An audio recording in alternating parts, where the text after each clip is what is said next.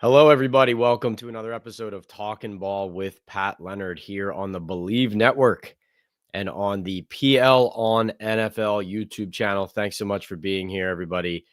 I know it's been tough. I know the season's been difficult. And I know at this bye week, we're talking about a lot of things we wish we weren't, right? Direction of the Giants, why it hasn't turned around, where they go from here. But of course, it does get interesting as we bounce each other's ideas around and we discuss what Joe Schoen said at the bye, how this press conference played out, what it reflects about the operation that Schoen and Dable are running, what it says about potentially John Mara and Steve Tisch, the co-owners of the organization, how we can glean insight into what this means for Daniel Jones and the roster. And then also, I want to use this as a combination of an evaluation of the roster. So the highs, the lows, the positives, the concerns. And then also definitely in need of a vent session, I think, the fan base as a whole. And so we welcome all NFL fans here. We'll talk around the league for anybody who is interested in discussing a team like the Jets, a team like the Cowboys, a team like the Washington Commanders. We have some big upcoming matchups here in week 11. And I broke down a lot of the exciting and meaningful NFL action in week 10 on my Talking Ball with Pat Leonard episode, First Down with Benny Fowler, that you can find up everywhere podcasts are available: Apple, Spotify, Talking Ball with Pat Leonard, Believe Network, and also on the YouTube channel. But we are going to start by getting our hands dirty on the Giants here. And it's just a perfect time to do it because Joe Schoen talks every year at the bye. We met him at a press conference on November 12th, and I sit here on November 13th, having processed it, written about it for the New York Daily News as the NFL columnist and Giants beat writer for that national paper. And now sitting here with you, getting to dissect the what's and whys and hows and where the Giants go from here with all of you. So thank you so much to everybody for being here, for continuing to grow this community with me. And for those of you who are here early, I want to reward you by doing our Estate 98 trivia giveaway right away. So if you're new to our channel, we do a giveaway every Talking Ball live, and I ask a Giants trivia question. And all you have to do is punch the right answer into the comment section. The first person who gets the answer correct in the comment section, who enters it first, that I see it first in the queue, you will win a free bottle of Estate 98 coffee. So I'm going to kick off the chat with our Estate 98 trivia Giants question of the day. And the question is this. So the Giants are 2-8 at the bye week right now. And this is the second straight season that Brian Dable's Giants are 2-8. So my trivia question to you is, when did the Giants have back-to-back years? When did they last have back-to-back years of only 2 wins in their first 10 games? You can give me the 2 back-to-back seasons. That's what I need as your answer. And little bonus, throw in the name of the coach as well. So the same coach with back-to-back seasons of only 2 wins in back-to-back years in his first 10 games for the Giants. So which seasons did the Giants do that? I'll give you a hint. It was a little while ago. And that really brings me to telling you guys about our sponsors here. MyBookie, number one, MyBookie is rolling out the red carpet for sports bettors here this football season. And I have to pat myself on the back a little bit because you win some, you lose some in the prediction business for sure. And especially when you're playing the odds and you're playing against the spreads and you're trying to make picks based on your informed evaluation covering the NFL since 2016 full time. And certainly have gotten my fair share wrong. But I think pretty good reason for you guys to stick with me and stick with Pat's picks, that before this season, in fact, when the schedule originally came out in May, I predicted the Giants to be 2-8 at the bye. And so the Giants are, in fact, 2-8 at the bye. I actually predicted their 2 wins to be against Seattle and Washington. So I was half right. They beat Seattle and Cleveland, but of course were swept by the Washington Commanders this year. But you got to stick with me this year and stick with my bookie, and we'll continue to bring you that kind of information that will have you ahead of the curve. So this week, look for my top 3 or 4 picks against the spread. Those will be Pat's picks. Plus, we do our little Giants sprinkles. Now, this week, the Giants are off. They have their bye week. They're going to rest and recover and try to come back stronger for the final 7 games. So we'll drop some NFL-wide props in there. We'll sprinkle around the league a little bit and see what we can get going for you in some different, exciting and favorable matchups. So look for those picks on my social media, wherever you can find me: Instagram, TikTok, Threads, and YouTube, PL on NFL. And on my Twitter account, or X, I'm P Leonard, NYDN. And so here's the deal they have going at MyBookie. If you use the link in my social media profiles, and all of those social media profiles I just told you about, click on the link, make your first deposit of $50 or more, all the way up to $1,000. And if you use the promo code PATSPICKS, you will get a 100% match on that deposit, plus a $10 casino chip. So bet anything, anytime, anywhere with MyBookie. Let's keep winning. Also brought to you here by Boom Chaga Mushroom Super Drink.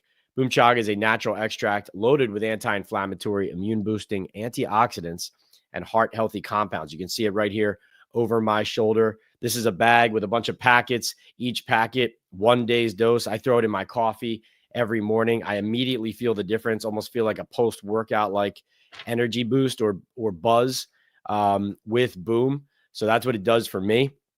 It has the ability to lower cholesterol, reduce inflammation, and improve immune and heart health with its beta-glucans and antioxidants.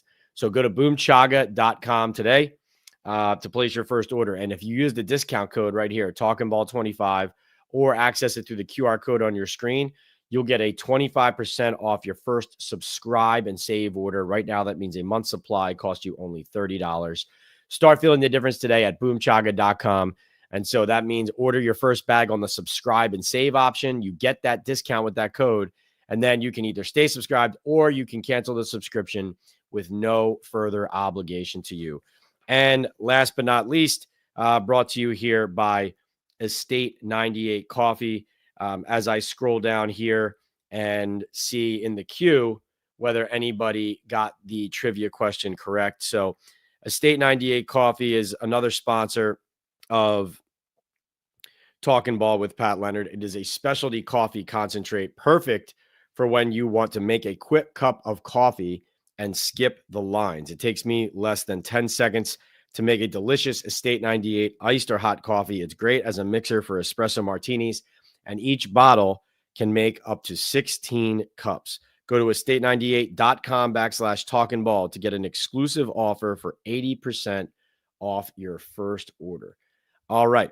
Let's see if anybody dropped the correct answer in the queue. Looks like we don't have an accurate trivia answer yet. So people still rolling in. So I'll give it a few minutes and I'll ask it again. We will get back to it shortly. Welcome in, everybody. We'll start with Undefined here. Undefined says, Joe Schoen says the team is headed in the right direction. They are ranked number 32. What exactly was he getting at or looking for with that commentary? You know, Undefined, I think Joe Schoen's message to me in regards to exactly what you just asked about, I viewed this press conference as the general manager owning up to a lot of his mistakes and acknowledging that the team is still far away, further away than they would like in his view, because of mistakes he has made. So he still is referring to and blaming at times what he inherited from Dave Gettleman. But I thought the tone of this press conference was more the general manager acknowledging, I've made some mistakes. I've had some personnel misses and misevaluations. And it was him owning up to some of those things. So then the flip side of that, or he would take that a step further and was saying, but I still believe there are things and pieces and reasons why this is headed in the right direction. So just give me more time and let me get my own quarterback. That was the way I viewed that. Obviously, I don't think Brian Daboll came out scot-free from this press conference by any stretch of the imagination. There were supportive words of the coach in certain respects, but also definitely felt like Schoen greased the skids for being able to save himself and certainly not blame the personnel side for ultimately the reason why the team is losing games. Um, I think he took it a step too far by saying it was evidence they're headed in the right direction based on their record in close games. He even went as far as saying that the Giants haven't been getting blown out. That was a little bit alarming for me to hear, considering I've been obviously I cover this team for a living, and 3 of their 8 losses were to the Minnesota Vikings 28-6, the Philadelphia Eagles 28-3, and the Cincinnati Bengals 17-7 in a game where the Giants were never going to score enough points to win. And so those were 3 of their losses right off the bat there that were, blowouts. And then you also have the Washington Commanders, the second loss to the Washington Commanders, where, the Giants end up scoring a late touchdown to get within 5 points of Washington, but really it was 27 to 16. It was 24-10 Washington in the late third quarter, and then 27-16 with under 4 minutes to go. And so that ended up being only a 5-point loss, but not as close of a game as he's describing. So I felt like that was a little bit disingenuous, but certainly on Shane's side of things, his job is to try to put his best foot forward and make his strongest argument to ownership, as well as to the public and to the fan base of where he's going. So that's how I viewed that. D. Pat says, Pat, we know that Joe Schoen lied his tail off, especially about the quarterback and injury guarantee, but he really has to lie there. So I will give him a pass on those 2 lies specifically. I think he seemed to imply that, just like Daboll did without saying it, that the quarterback discussion and change on the horizon is on the table. So I don't feel like he totally dodged that. I do think he made it sound like the media's questions were all about Daniel. And it's like, I know you guys all want to ask about Daniel. It's not just Daniel. And it's like, well, the reason the national media is all coming after Daniel is because the Giants are moving on from Daniel, and that's what they're hearing about the Giants and from the Giants. And so, let's not pretend like this conversation hasn't boiled over because of what the Giants have been saying or doing and indicating behind the scenes as well. As far as the injury guarantee, I thought personally, now as a reporter, it was important to me when he said it would be a football decision. It was important for me to double back on that and say, do you mean what gives your team the best chance to win? Because in Brian Daboll's press conference the day before on Zoom, Daboll was asked, the reporter essentially said, I assume it will be about what gives you guys the best chance to win. Daboll did not answer yes to that question. It was not in the affirmative. And so I was alarmed by that, because I know, covering the Giants, that if there's one thing John Mara always says he will never stand for, it is tanking. And it is putting a product on the field that he knows intentionally is inferior. And so, yes, there is the injury guarantee, but this brings up the conversation of, is Drew Lock a better option? Is Tommy DeVito going to be a better option if and when he plays? Because you need the team to believe that. You can't have the players believing that you're putting an obviously inferior player on the field, right? So that's something to keep an eye on there. And that's why I thought it was important to follow up and make sure Shane said that, which he did eventually. NYC says, we need to figure out how to score touchdowns, a literal NFL GM. Yeah, very, there were some comments in this press conference, I think, including Shane saying, we're going to keep looking. We're going to turn over every rock looking for the solutions. This isn't a treasure hunt. There isn't a map with gold at the end of it, and X doesn't mark the spot. Like, this is NFL general managing. This is running a franchise and a roster. We are not on a treasure hunt. Like, I think that was a scary type of comment, because what it reflects is that they don't know where to look. They're just going to look all over. But listen, and this is just totally objective observation from when they first got here, Joe Schoen and Brian Daboll. I think one thing that got overlooked very quickly about this regime was that they were first timers.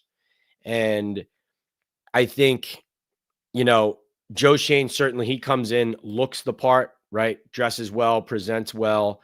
Brian Daboll was coming off of running an excellent offense in Buffalo with Josh Allen as his quarterback. And then, even though it was only 9-7-1, obviously, and it ended in a blowout loss to Philadelphia, but it was undeniable, exceeding of expectations. Daboll wins Coach of the Year. Martindale's defense helps get them there. They have a great win on the road in Minnesota in the wild card round, and there is evidence of them making lemonade with lemons, right? And so, that deserves to be at that point lauded, and those were excellent signs. But I think one thing that Shane definitely pointed out is that since that point, they've made a lot of key mistakes to get them where they are now. So yeah, you don't want to hear those types of statements, because what it reflects is that they don't know how to answer the most obvious, important, and simple all at the same time questions. All right, looks like we got a super chat in the queue, setting a good example here. Let's see. So Michael O'Brien checks in with $2 and says, "Hey, hack." Oh, I guess that's directed at me. "Thoughts on Talkin Giants roasting you?" I did not hear what the boys at Talkin Giants had to say, but I would imagine, I don't know what they said. So you could tell me what they said and I could respond to it. I'm not going to respond to something that, or I'm not going to assume or put words in their mouth. I don't know what they said, Michael, but feel free to ask to tell me what they said and I'll respond to it. Thank you for the $2 though. Peter, what's going on? Peter says, "I think not signing Russell Wilson might be the biggest blunder Shane has made, right below the Daniel Jones contract." Yeah, Joe Shane actually got really uncomfortable when Russell Wilson's name came up. I think that question and follow-up, credit to Dan Duggan from The Athletic. He was the one asking those handful of questions there and staying on that topic, where he was asking about whether Joe Shane felt like he did the best thing he could to assemble the best quarterback room possible for the Giants, right? And bringing up Russell Wilson's name as an option that they weren't able to secure, I thought kind of really hit the right note. And also, Joe Shane just really didn't have a good enough answer for it, because he's well aware, obviously. We don't need to sit here and point it out to him. He knows, even though he's not going to sit up there and admit, "Yeah, I screwed up on that too." Though I guess he could. But, Shane is well aware, watching what Wilson is doing now, watching what Arthur Smith has helped unlock with Russell Wilson. When you're able to have an offensive mind that marries to a quarterback like that, and you can get the ball to these receivers, that has to make Joe Shane uncomfortable, because that's a clear avenue towards them having had a competent offense and team this year, right? Because a lot of us focus on, and for good reason, because the Giants were heavily scouting and focused on the draft, and they were looking to trade up. We knew at the time that Drake May was on their radar. We find out from Hard Knocks that Jaden Daniels was also on their radar in a big way. And so, that was a part of the search. They obviously could have then drafted a rookie at 6. They didn't. They take Neighbors. But the part where Russell Wilson visits and ends up, the Giants aren't guaranteeing him playing time, so he goes to Pittsburgh. That's a huge part of their miss in this process, as well as the fact that they thought Tyrod Taylor was an option coming back, and he obviously was not. So we'll get into conversation later, I'm sure, about Drew Lock and Daniel Jones and that kind of thing. But I agree, he was uncomfortable when that came up. Michael says, "Bobby Skinner said that you steal content and are unreliable." Ooh, that is slander right there. I don't really appreciate that. Steal content. Yeah, no, I don't. That's disturbing. Yeah, that's disturbing. I hope. I don't know. That's a little bit surprising, because I feel like I definitely respect those guys' work ethic. The guys over at Talkin Giants, I do respect their work ethic. They really work hard. They grind, and everybody in this business who you know put so much time, effort, and resources into and passion into covering teams. I really do respect it 100%. And so that I feel like there's a lot of people in this business who have more prominent jobs than, let's say, those guys do, or with traditional media outlets who don't work as hard, right?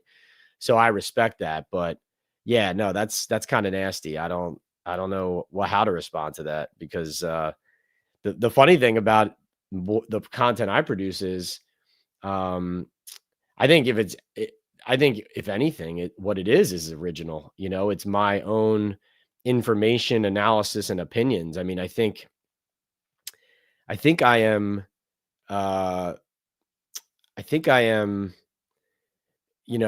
direct about what I have to say, but oftentimes I think I'm usually the person that says something first, like when it comes to whether it's a harsh criticism or kind of putting my neck out there, right? So as far as like not being afraid to take a step where I believe things need to go, like for example, my column about why I believed that they should be fired after the Carolina game, I think is just one example of me just going where I feel like the information is taking me and where my what opinion I feel like at the moment needs to be given to hit the right note and to share with you guys where the organization stands. So yeah, no, I mean that's obviously upsetting to hear anybody suggest that I would steal content, but I don't even know what that means. I've worked very hard over the course of my career to have integrity, do things the right way, and try to make sure that first of all I'm respectful of my colleagues in the business, and then also um, you know to be objective. And but yeah, no, I mean that's not a that's something that I think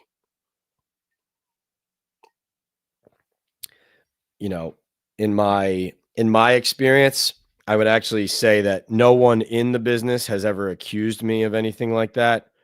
And so I think I could safely say that no one in the business still has accused me of any of that.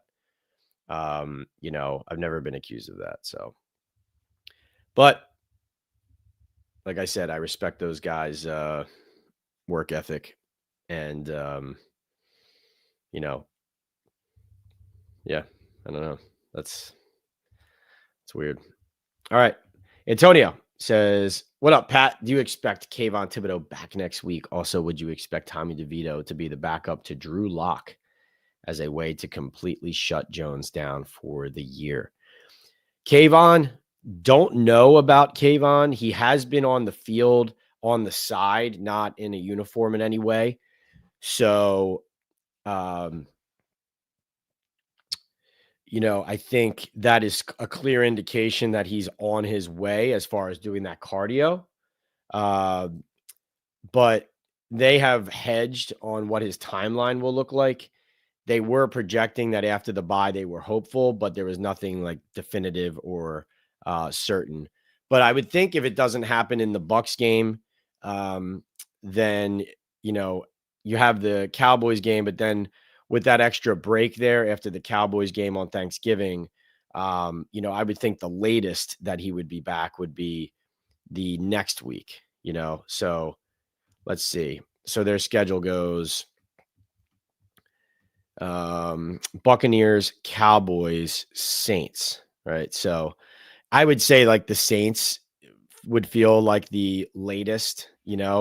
So if he needs that extra time, Bucks, Cowboys, then Saints. But I would, based on what they've said, this is the window these next 3 weeks. It just depends on how his wrist is feeling.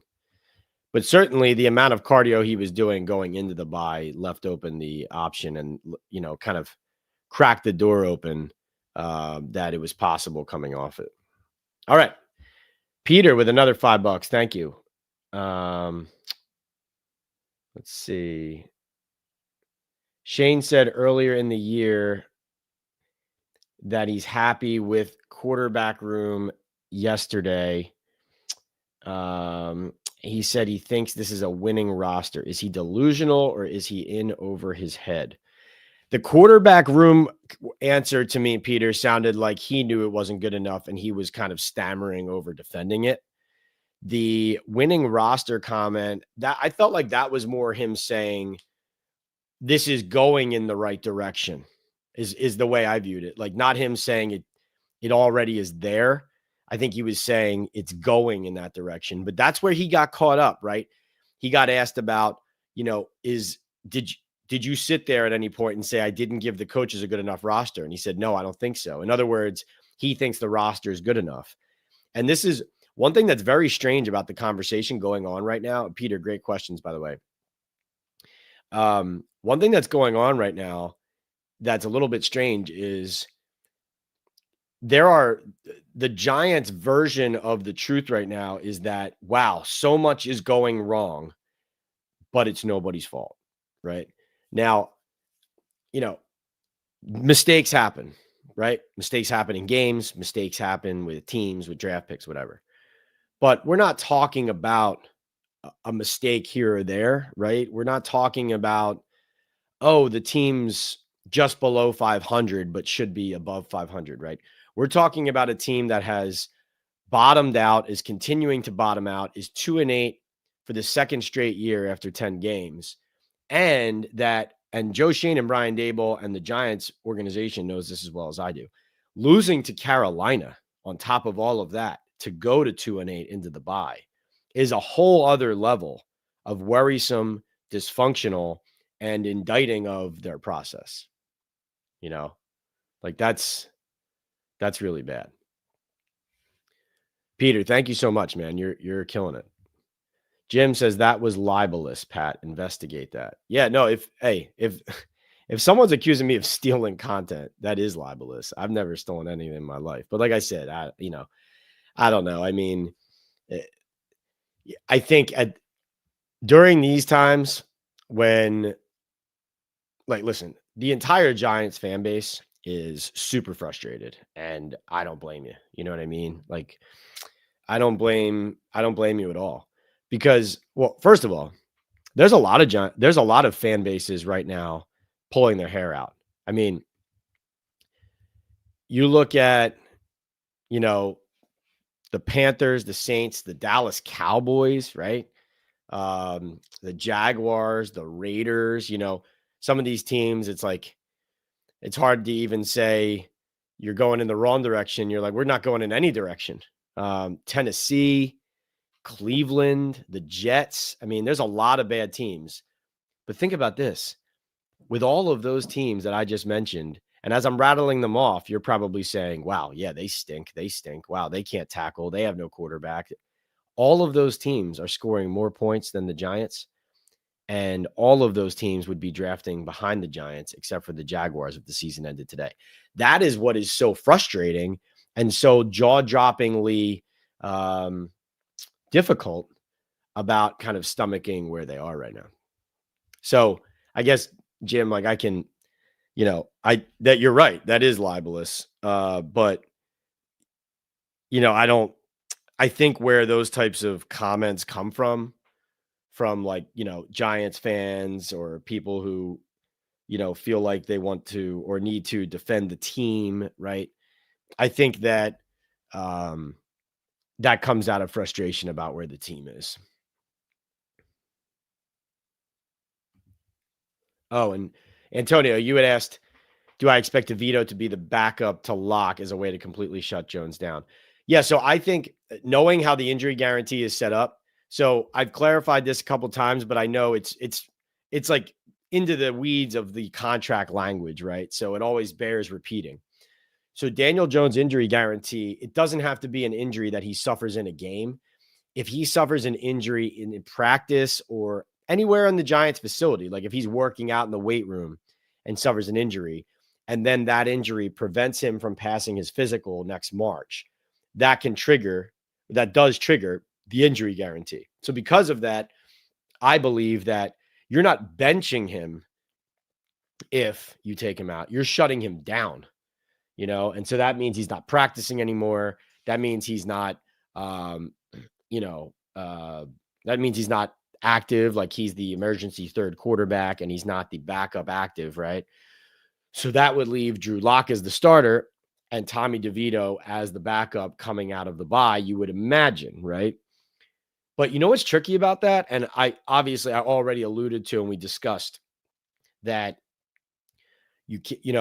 Joe Schoen now admitting we have to go and play the quarterback who gives us the best chance to win. So let's say he puts Drew Lock in, but let's say the players in the locker room don't believe Lock is better than Daniel.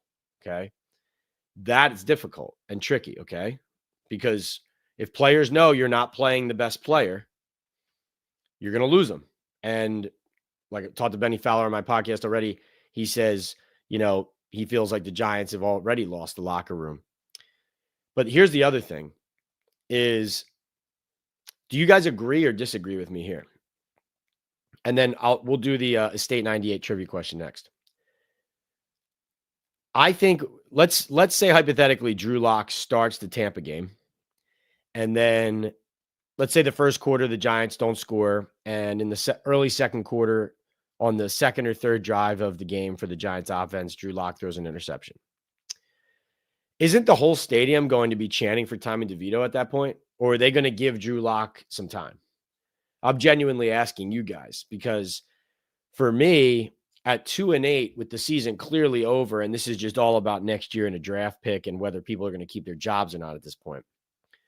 So I'm wondering, like, from my vantage point, having seen the fans chant for DeVito in week 1 when that Vikings game was going in the toilet, I feel like Lock is going to get no rope and no leash at all from the fans if he struggles, when he struggles early.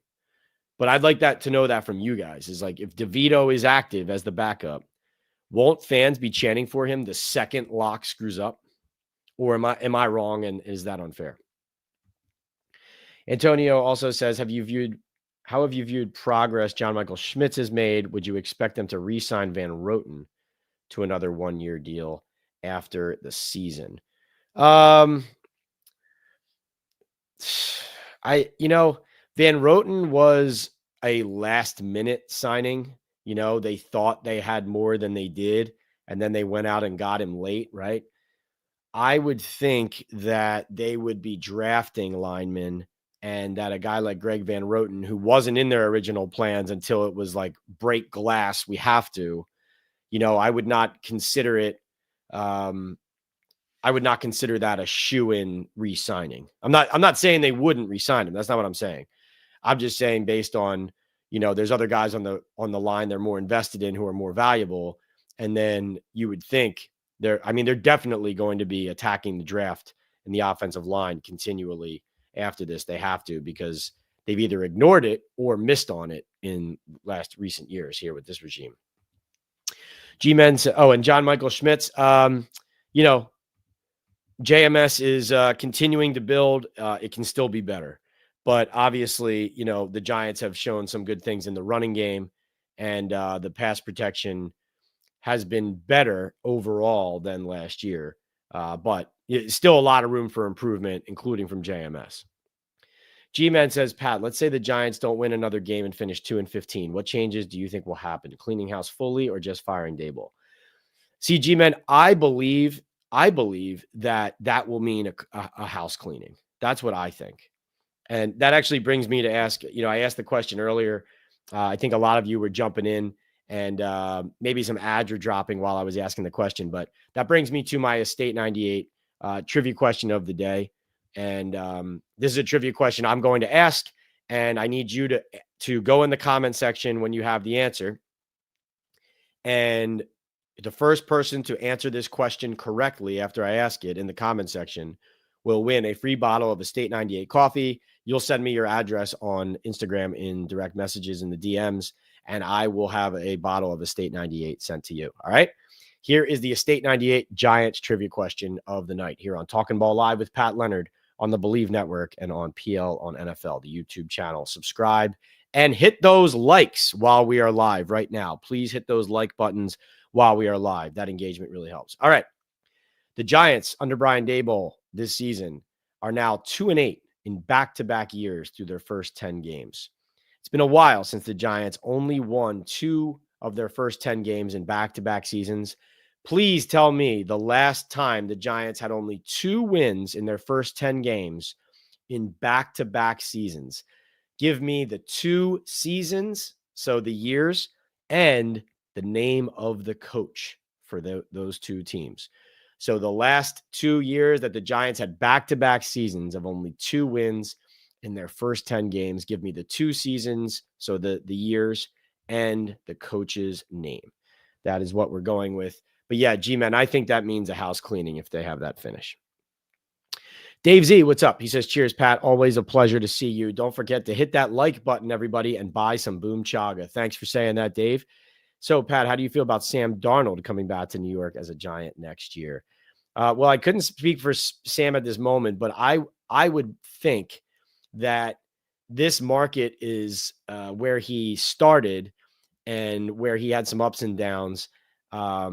He's obviously thrived by moving on, exposing himself to some new types of coaching, some better schemes, and has found an equilibrium to his football career and to his game. I would not think he would want to step back into the lion's den here, into the Big Apple, and be exposed to the comparisons of his Giants time to his Jets time, and constant questions about being back in New York and the Jets and handling that. And if it doesn't go as well with the Giants, you were a bust on 2 different New York teams.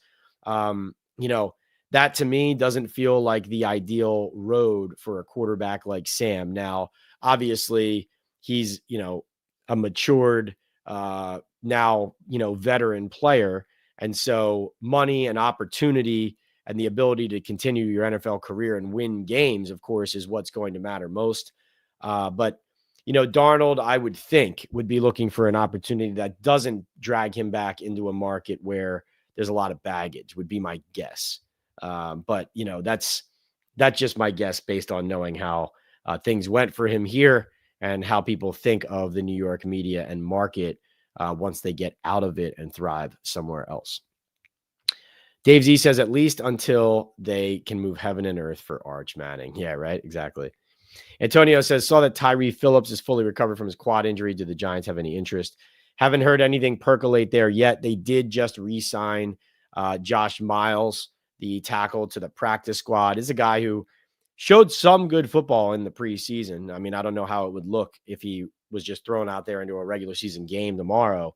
But Josh Miles did put some good football on tape in the preseason. So with him coming back into the mix, they've added some other guys recently along the offensive line, including on the interior, to their practice squad. So I don't know if Tyree would be brought right back into this. In fact, it appears like Jermaine Illuminor on the left and Evan Neal on the right is going to be how they're going to continue. I mean, that's what it looks like for sure. That was kind of an interesting thing, getting into Joe Shane's comments a little bit. One thing I wanted to note was he was asked about why they went into this with Josh Azudu as the backup again, and, whether he thought they could have done a better job there. And he made a reference to the fact that, well, we didn't know Evan wasn't going to be ready. And then he said, plus Jermaine had the flexibility to go over to the left. So almost essentially saying, well, it wasn't like Josh was definitely the backup and this and that. But then, so if Evan was healthy when Andrew Thomas went down, why did you put Josh Azudu in as the starting left tackle there and leave Jermaine on the right? If you really had that flexibility and Evan was healthy, why didn't you just move Jermaine Illuminor over to the left against Philly and put Evan Neal in there? Those are the type of answers that they start to sound okay on the front end, but on the back end, it makes you scratch your head and raise your eyebrow and say, that doesn't really make any sense. NYC says, appreciate you dropping by the spaces, and go Irish. Go Irish is right. And yeah, no, I really enjoyed that, jumping into your guys' Twitter space the other day after the press conference on my ride home from East Rutherford, and giving you guys kind of my live rapid reaction to Shane's words and comments. Cross says, Pat's Pat, LFG, appreciate you, Cross. Thanks for being here. Obed, what's going on? K-Max says Coughlin would not be pleased because I was a few minutes late. That is funny. Good call. All right. Matt says Shane wants credit for his 2024 draft class, but it's filled with positions he already told us he feels are the lowest from a positional value standpoint. Also, still the jury's out on the rookie class, right? Like Tyrone Tracy Jr. looks like he is going to end up being a good value pick for sure, right?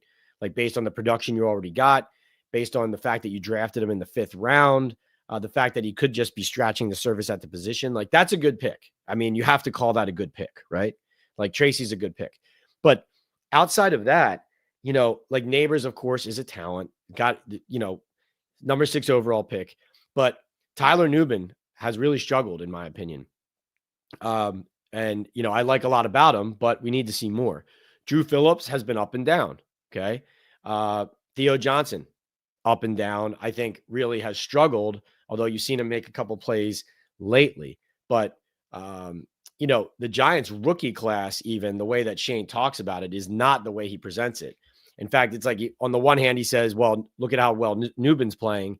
And then somebody asks about Deonte Banks quitting on the CeeDee Lamb play. And Shane's like, yeah, well, that play was tough because the safety took a wrong angle. The safety was Tyler Newman on that play, right? So, you can't just selectively choose what plays count and don't in an evaluation of a team.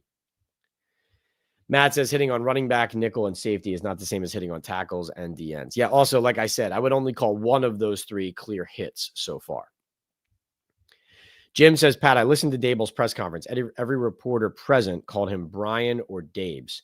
Are the writers too close to him to be objective? Are they that worried about access? Well, I call every coach by their first name. So, Joe Judge was Joe, Pat Shermer was Pat, Ben McAdoo was Ben, and Brian Dable is Brian.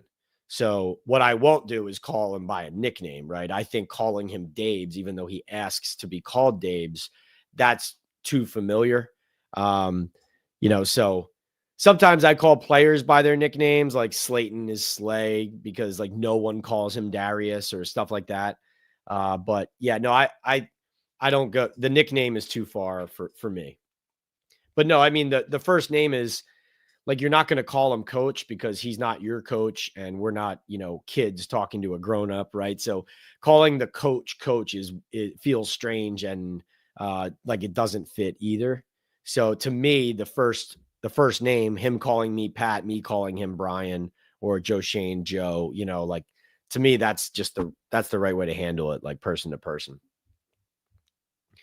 Jim says, as this team continues to free fall, does that make your job as a reporter harder or easier? How will you approach the rest of the season any differently? Harder from a standpoint of, sometimes you get feedback from people say like, Pat, man, this is a lot of critical conversation and commentary and negative discussion. And, I think those of you and people in the league who understand how the league works and what the realities are, they know that that's not like too much negative. It's just discussing a harsh reality. And that's really the autopsy that goes on when organizations are struggling and try to get better. But it does become difficult because you do want to tell good stories. You want to tell stories people want to read and hear, whether it's in the newspaper with the New York Daily News or here on the podcast. And so, yeah, you want the team that you're covering to have success, the players to have success, so you can dig into the inspirational parts of their stories and also talk about the X's and O's in an exciting and positive way, and discussing why the development and how the development is happening for the players and the team. So that all makes it easier. And then losing, obviously we've seen in years past, not just with the Giants, as teams around the league, sometimes losing gets bad enough where the locker room or the team gets so dysfunctional that the stories get better. In other words, like last year, for example, my expose on what was happening behind the scenes with the coaching staff and with Brian Dable and kind of the mismanagement and dysfunction, and Joe Shane being on the headsets, listening to Brian Dable and the dynamic going on there. Sometimes dysfunction yields the most intriguing and salacious stories, but it also can make reporting to the building, like for work, like for example, when the bye week is over and I'm going back there every day for practices, if the team just keeps losing, right? Like that really wears on the team, on the players, on everybody who works for the organization, the public relations staff, security, training staff, coaches, players, like whoever it is. It's just like I went to the University of Notre Dame, and when the team won on a Saturday, the next week on campus was phenomenal. And when the team lost on Saturday, the next week everybody was a little bit down or even a lot of bit down, depending on who you lost to. Football season, where football is king, and when people are heavily invested in that team, it dictates what work feels like. So everybody at the Giants, it can be a tense, difficult place and environment to show up to work at times when they're losing. It can be a miserable place to show up to work. And that, again, I'm talking about the Giants right now, but like, if the Eagles go on a huge losing streak, for example, or the Cowboys or whoever, things tighten up. They stop letting you do certain things as the media, maybe they take things away. I mean, even at the beginning of this year, if you notice, there's no more videos of like the early parts of practice other than the stretch period because the Giants just eliminated it. We can't do it anymore. So why did that happen? I don't know. But like things like that tend to happen when the team's losing and they're trying to find ways to protect themselves or give themselves a competitive advantage or whatever. Like last week, they were practicing with their offensive line out of sight of us when we were out there on the field behind the building, right? We obviously knew why they were putting Evan Neal in at right tackle and moving Jermaine Illuminor over to the left. By the way, if you followed how I was reporting on that, we can't say exactly directly what we're seeing on the field, but I did mention that as an option for how they could pivot, and that was the exact direction that they went in there. So stick with me, guys, to keep you up to date. All right. Let's see. Going down into the queue here to see if anybody had a correct answer to that. Let's see. Trivia question.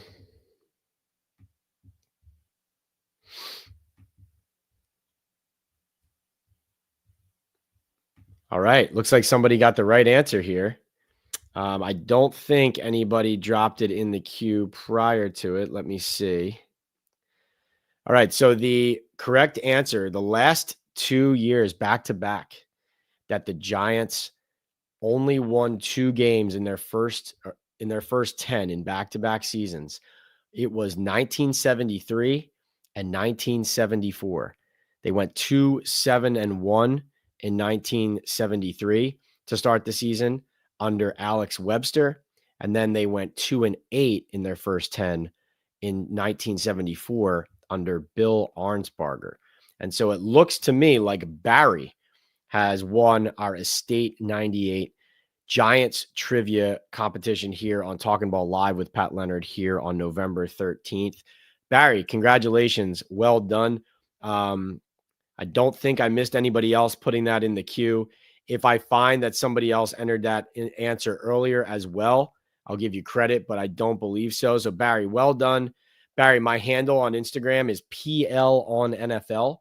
So if you go there now or later tonight or tomorrow morning, go to my Instagram account, go direct message me and send me your address or a P.O. box, wherever you want it mailed.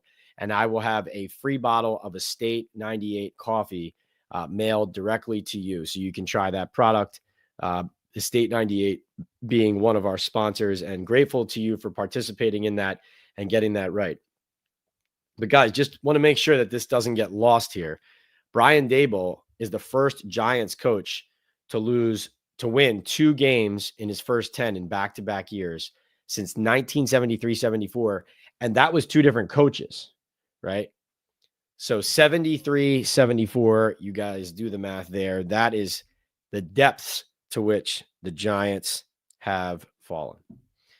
And I'm going to use this as an opportunity to tell you once again about my sponsors here on Talkin' Ball Live with Pat Leonard on the Believe Network. Remember, sponsored by MyBookie. Use the promo code PATSPICKS and get a 100% match on your first deposit or $50 or more, all the way up to $1,000 plus a $10 casino chip. Underdogs, bet against the spread. My Pats picks every week, my Giants sprinkle, bet anything, anytime, anywhere with my bookie. And honestly, the best way to support this channel and this podcast right now is to open an account with my bookie, to buy a bag of Boom Chaga and try it out, and to buy a bottle of Estate 98 coffee. Supporting my sponsors, supporting our sponsors is the best way to help keep this growing, as well as the super chats. And like I said before, please hit those like buttons while we are live. That really helps boost and encourage engagement, tells people who aren't already here on the channel to come join us. We are brought to you here also by Boom Chaga Mushroom Super Drink, natural extract loaded with anti-inflammatory, immune-boosting antioxidants and heart-healthy compounds. You can easily pour this natural liquid supplement into any of your favorite drinks. I put mine in my coffee every morning and immediately feel the difference. It gives you a post-workout like energy boost. At least that's what it does for me. Also has the ability to lower cholesterol, reduce inflammation, and improve immune and heart health with its beta-glucans and antioxidants. Go to boomchaga.com today to place your first order. And if you use the discount code TalkinBall25 or access it through the QR code on your screen, the QR code, by the way, is right here. You'll get 25% off your first subscribe and save order. So TalkinBall25, boomchaga.com. Start feeling the difference today.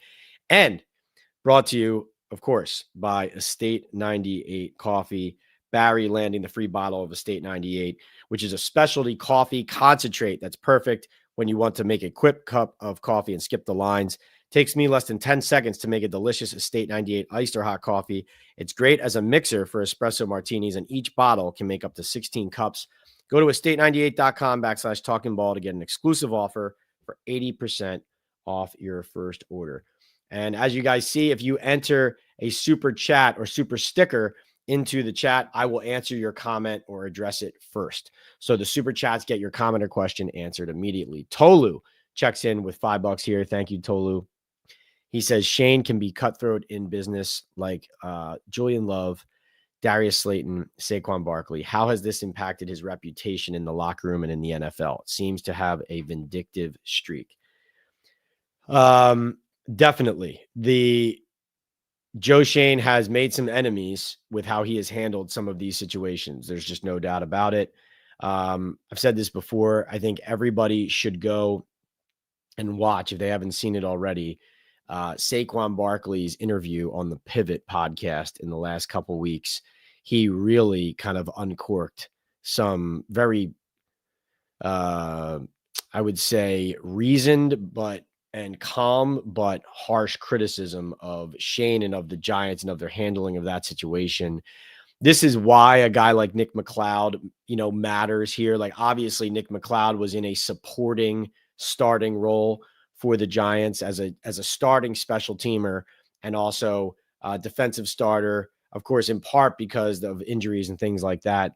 That said, cutting a guy just because you're trying to make him take a pay cut and essentially telling him it's coming essentially no matter what, and players really liking that player, feeling like Nick McLeod makes the team better, and then watching him being cut for what looks like vindictive reasons, that doesn't go over well in a locker room and with a team.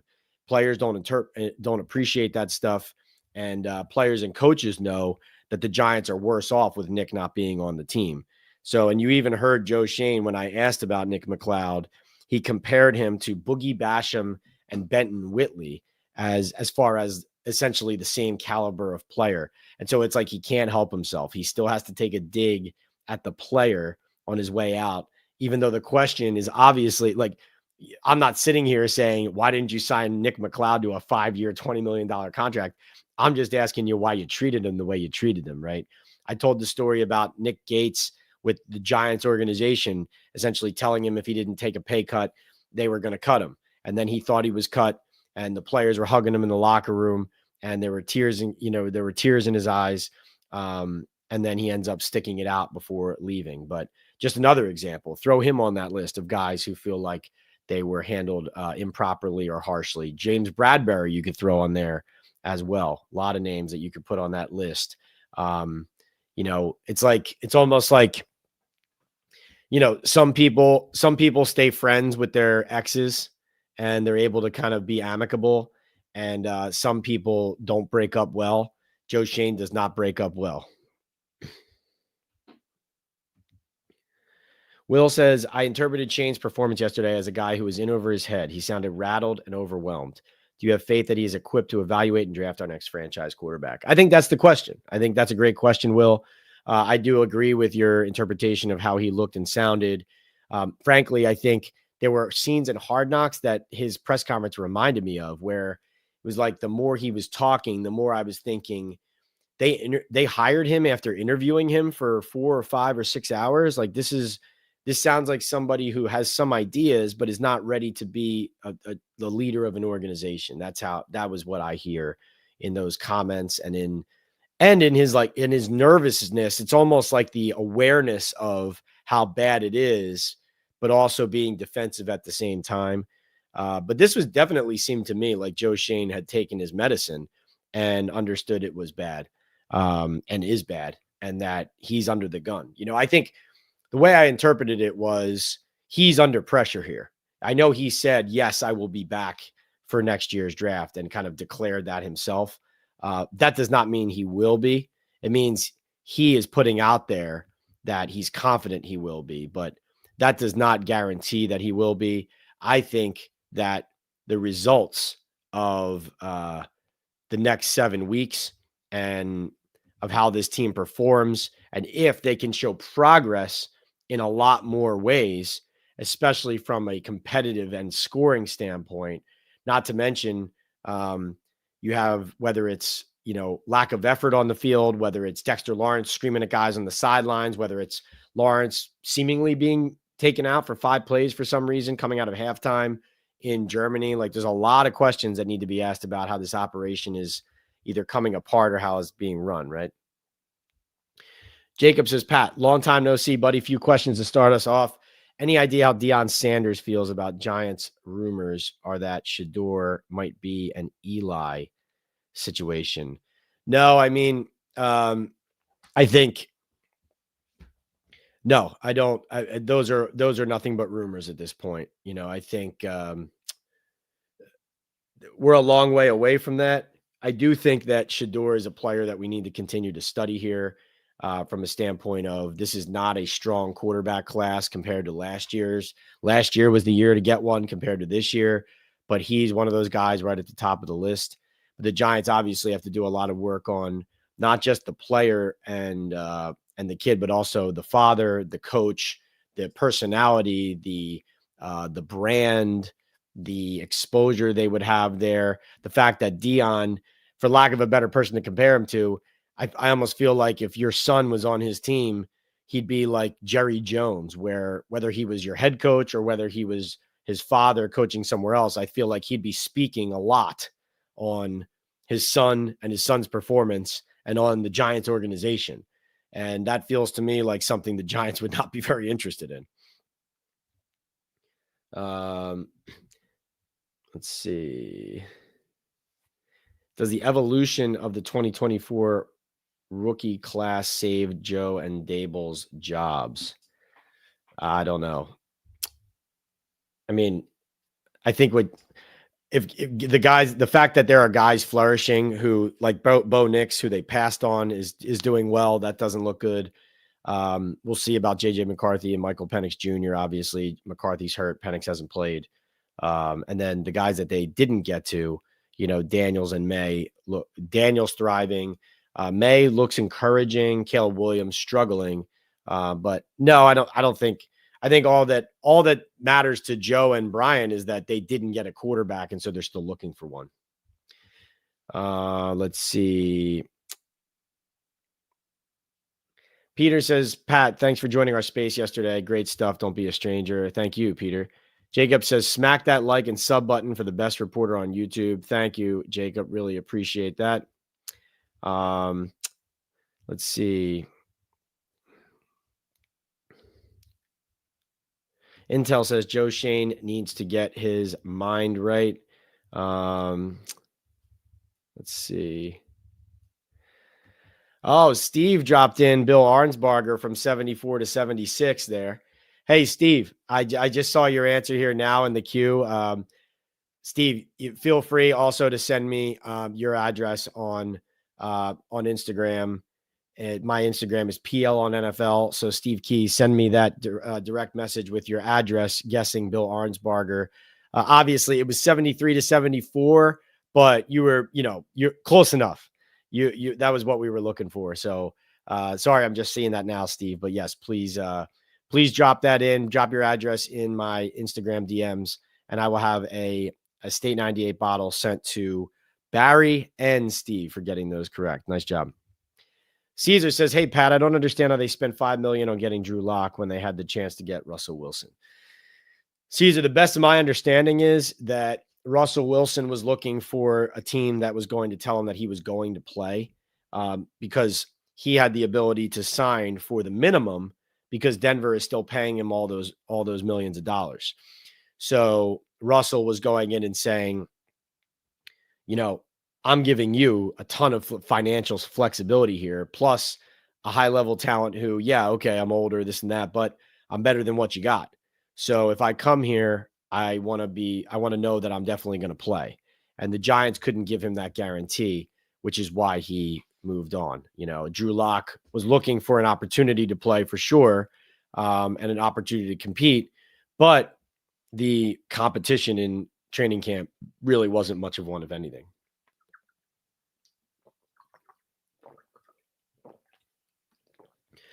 Hawks says, should have given Russ a chance and had a quarterback competition. At least we would know who won the job without being given the job.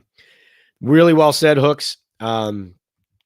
If Russell, obviously, I think part of the reason Shane and the Giants, and Dable certainly knows. I mean, Dable was talking about the explosives that Russell Wilson has been making when he was asked about him going back to the week they were playing the Steelers.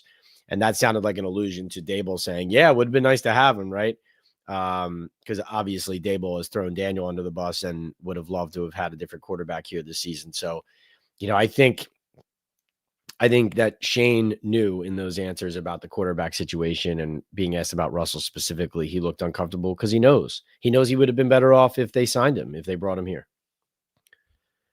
Jim says, if the Giants fired Dable postseason, what would you think of Steve Spagnuolo as head coach? Would he be interested in leaving probably another Super Bowl winning team? I do, I have talked to him, at the Super Bowl last year, and then obviously interviews he continues to do. I mean, he does want to be a head coach again.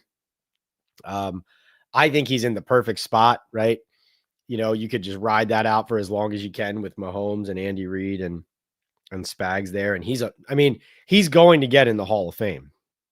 Like, Spags is going to be in the Hall of Fame already. So he doesn't have to further that with head coaching accomplishments. But, I'd love to see him get that chance if he wants it and he goes for it. So, what do I think of him being the Giants head coach? I don't know. I think, great person, great representative of a franchise, players like him. He was handed a really difficult hand when he took over as interim when McAdoo and Jerry Reese were fired there. So unfair to base it on what he would be able to do on that. And then, going back to St. Louis and all that was a long time ago.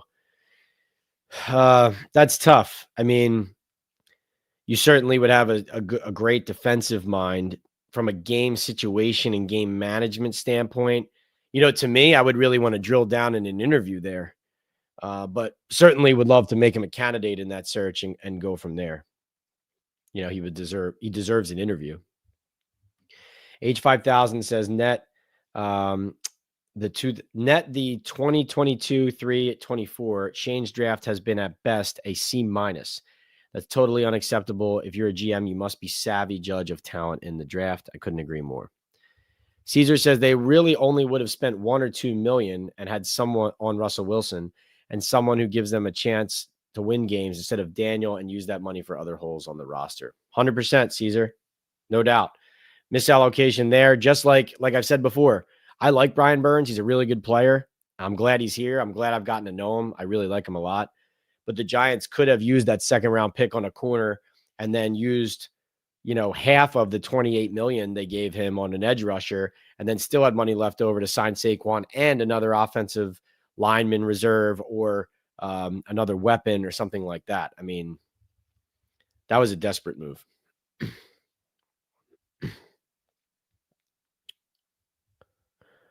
NY, it says Wilson did not want to sign with us. Yeah, well, because they wouldn't give him a guarantee that he would play.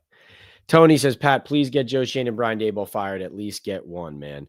Well, yeah. So Tony, obviously, you feel like there should be change. I feel like there should be change too, but I don't want anybody fired. It's more like I believe that the situation, and I feel like I know the situation is horrendously bad and to the point of no return and only going to get worse. And I feel like I've, diagnosed that from the beginning. And so at this point, it's less about me saying, oh, like it's less about me. It's not me saying I want somebody fired. It's me saying I believe that these guys are not fit to run the team anymore because of this evidence, right? So, that's unfortunately, I have a lot of practice with watching a lot of bad football, and I know what it looks like, and I know what bad management looks like. Let's see. Right. Did not want to back up DJ Russ. Yeah. Peter Randazzo says Joe Schoen is an accountant with a GM title. Tony says, I will buy a year subscription of Boom Chaga if you get them fired. Wow, what a promise, Tony. Holy cow. Well, I'm not trying to get them fired, like I said, Tony, but we will hold you to it on Talkin' Ball Live that if there is a wholesale change at the end of this season of a Giants regime, Tony will be buying a year-long supply, subscribe for a year to Boom Chaga. Let's see. What's up?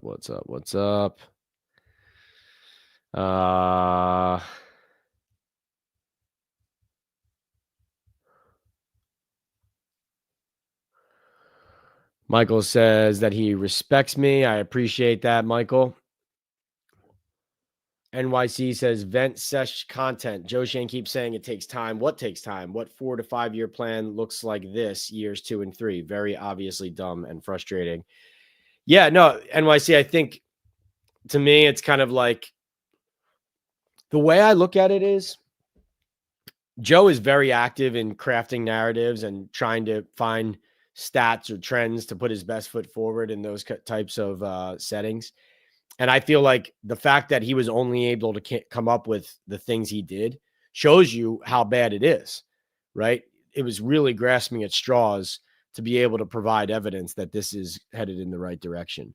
And I think what you just pointed out is a very good point, which is that it's like, don't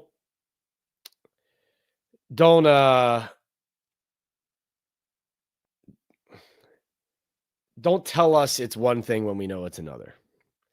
And, you as NYC, as you're saying, you can hear that when he's saying we're 2-8, but it takes time and we're close.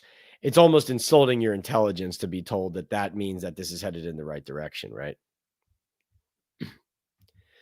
Joey Green says, how can we help Daboll 15 points per game this year? And how can we keep Daboll 15 points per game this year and last year? Even as last year in Buffalo, the offense was not as good with Josh Allen. Yeah, I think, like I said, worst offense in the league. All those teams I just told you about, the Titans, the Raiders, the Jets, the Jaguars, all these teams that are horrendous, the Saints, the Panthers, they're all averaging more points per game than the Giants. It really is alarming.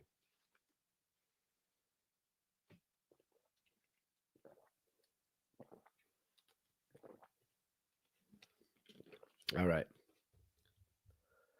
Amir says, if we put DeVito or Lock in, watch the Giants win 2 more games and screw up their draft position. Yeah. Hooks says all the slander we were talking about earlier was a wild statement about you, Pat. You're actually at the games and see everything firsthand. You have more insight than most of the other pods. Much respect to your reporting. Thank you, Hooks. And really have put a lot of years, into this. And I'm continuing to work to get to the point of, the true veterans and the OGs of this business. Like, they have what's called institutional knowledge. And what that means is, like, Gary Myers, my mentor at the Daily News, if you just struck up a conversation with him about the Giants right now, he could make reference to teams from the 70s, 80s, 90s, 2000s, 2010s, like that, anecdotes about this player, that team, that coach, this locker room. And so you can provide for fan base, a full context of a team and a league and a sport that you're covering. Um, and really get to the bottom of it all. But that's one thing that I think I continue to kind of build and bring. Let's see.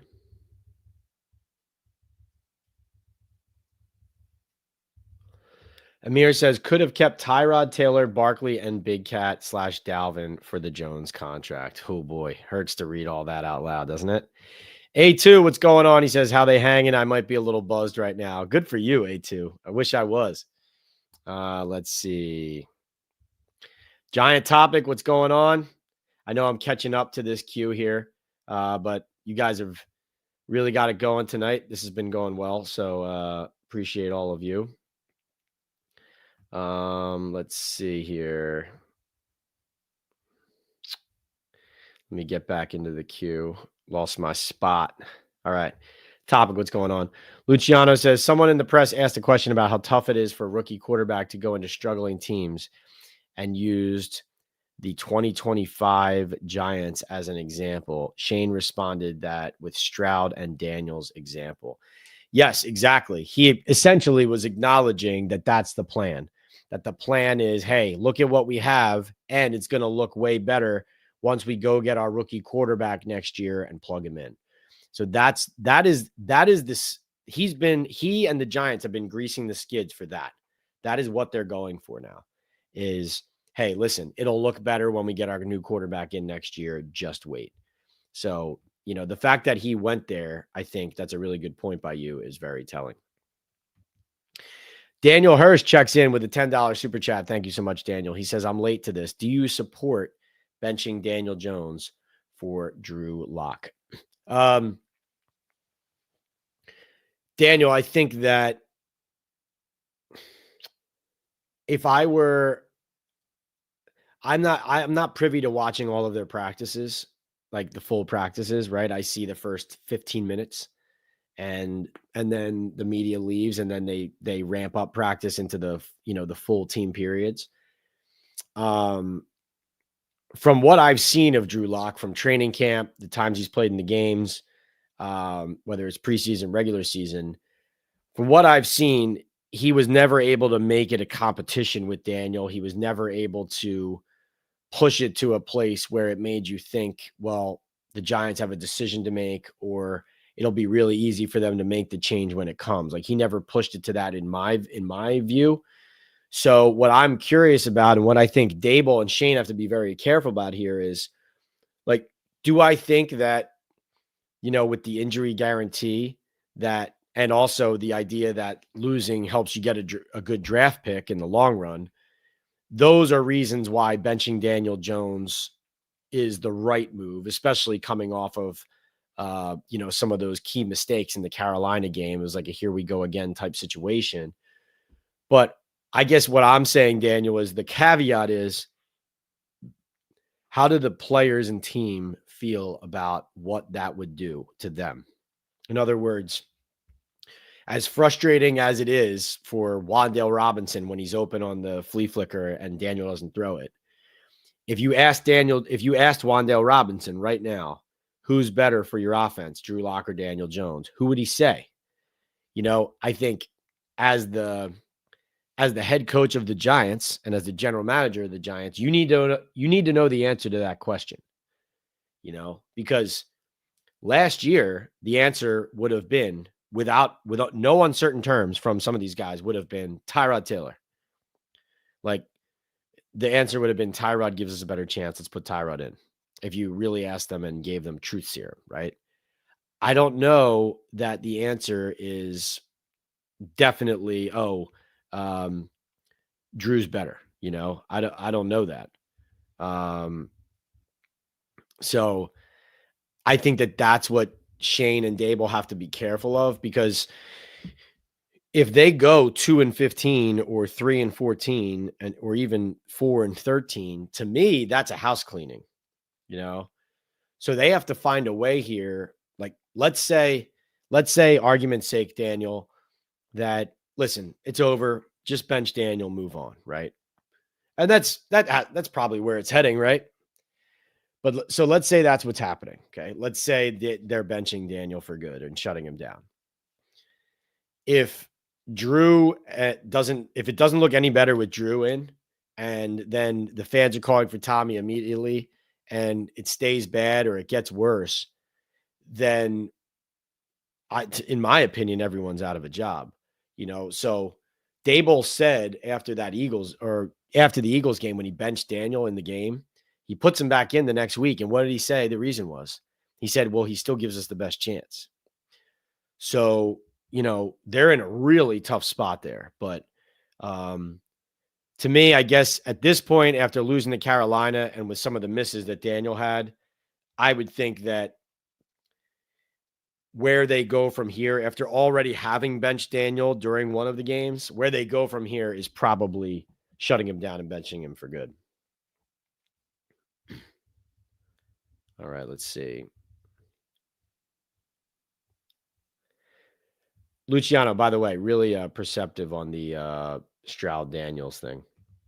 And Daniel, thank you so much for the super chat there. Really appreciate that. Setting a good example as always. Grundino says Joe Schoen will be a scout for the Panthers by this time next year. Ouch. Hirsch says, what's good, Pat? Hirsch, what's going on? Gary says, hey, Pat, Joe's press conference wasn't believable or impressive. You all had him tap dancing up there. Good job. Thank you, Gary. Hirsch says Schoen is the best tap dancer since Gregory Hines. Diggy says, is DeVito good enough to start, Pat? I personally think that DeVito, while a good story, is that's what he is, like a really fun, good story, but not a guy that the Giants are eager to put on the field to help them win a football game, is how I would put it. But listen, I wish Tommy success if and when he goes in, for sure. I like Tommy. But no, I think, like he was close to getting cut last year's training camp before he ended up staying on the roster, and then all that happened. I mean, that's kind of the level he's at.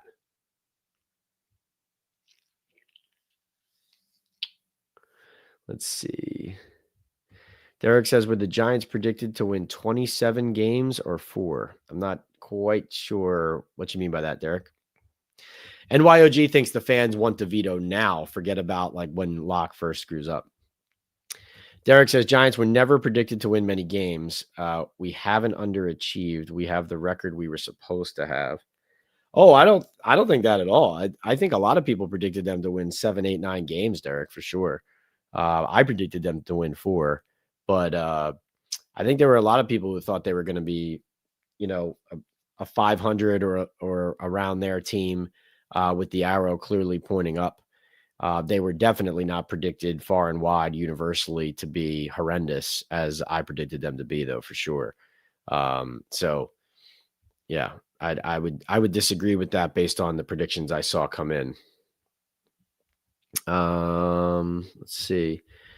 Hey, Franklin, what's going on? This team would be 4-6 or 5-5 if Daniel Jones was average, he says. Definitely missed opportunities from Daniel that have cost the team. There's no doubt about it. I think he is one of many people who have cost them, but he is definitely one of them. Yeah. Luciano, thank you.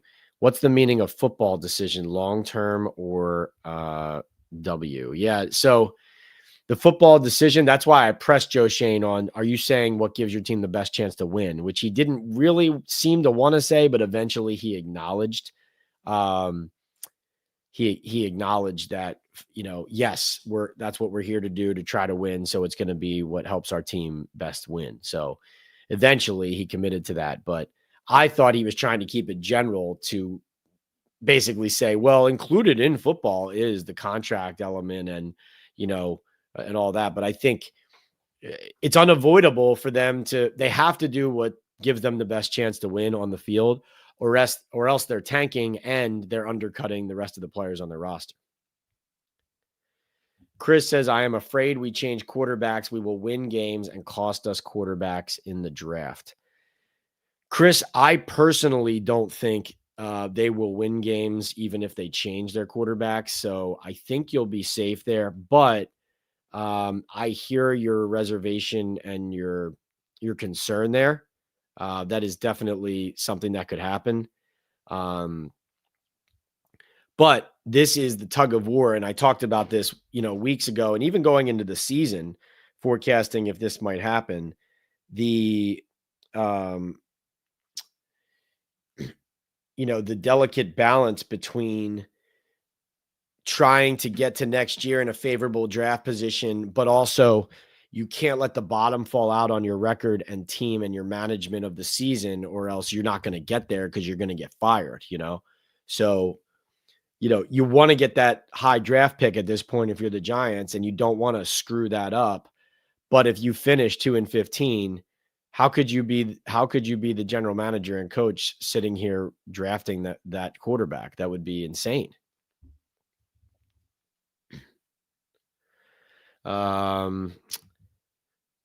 Derek says DeVito is not good. Locke isn't the future, and neither is DeVito. Right. T. Patrick says Schmitz is a bust. 25-year-old rookie, fully matured, 2 consecutive seasons of sub 55 PFF, lowest starting center grade in the NFL. There you go. Mel's, what's going on? Good to see you. Hirsch says, we know the Giants will be drafting a quarterback early in the draft. The question is whether it will be Schoen and Dable making that quarterback pick. At this point, my only question is whether Schoen stays. I personally think Dable is not going to be the coach next year already, unless something completely drastic turns around. I'm not reporting that. That's just what I believe. But I do think Schoen is now in hot water. Derek wants the Giants to just cut Daniel Jones outright, and he believes another team would pick him up. Greg says, when will the Giants announce Jones has finally been benched?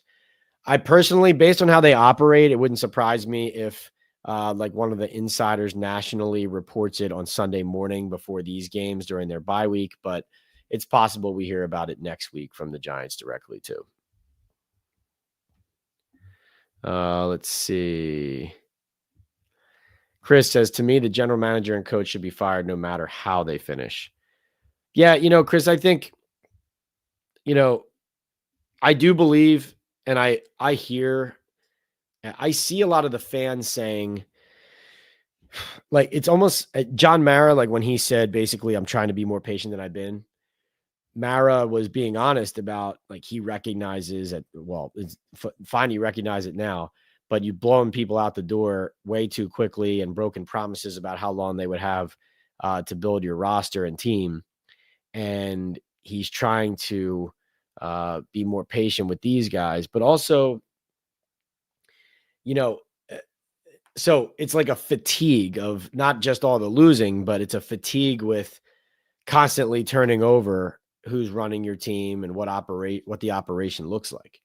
And so I think some of the fans, and I understand this, some of the fans have kind of a fatigue about, well, like, we keep changing things and it's not working. So why don't we just try sticking with it and seeing if that works, But I would resist that from a standpoint of, I feel like if the process isn't good enough, the process isn't good enough. And, like, forget that it's Joe Schoen and Brian Daboll. Like, you could take their names out of it. It could be anybody sitting up there. Like, if it was Howie Roseman and Nick Sirianni running the Giants or whatever, or John Lynch and Kyle Shanahan running the Giants, and they were running the team like this for years, back to back, like, it would be the same kind of conversation.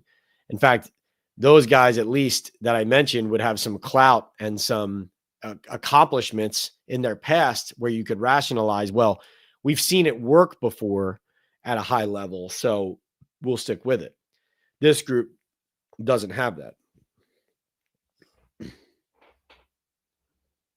Let's see.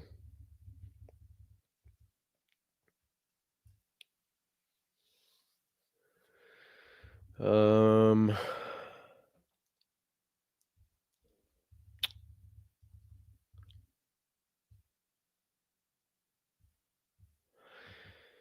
let's see.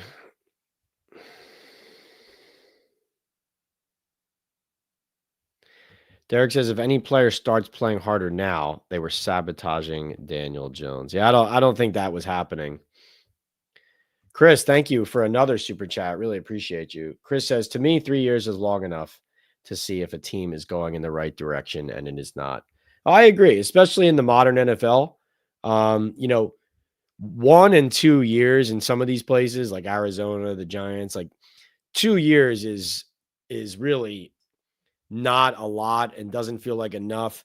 For Dable, it can only be like validated to me if like last year, the way that Dable was running the team and malfunctioning and the dysfunction and the finger pointing and essentially coaches all over the roster just trying to get out of the building because they didn't want to work here anymore because it was so toxic and the general manager listening on the headsets.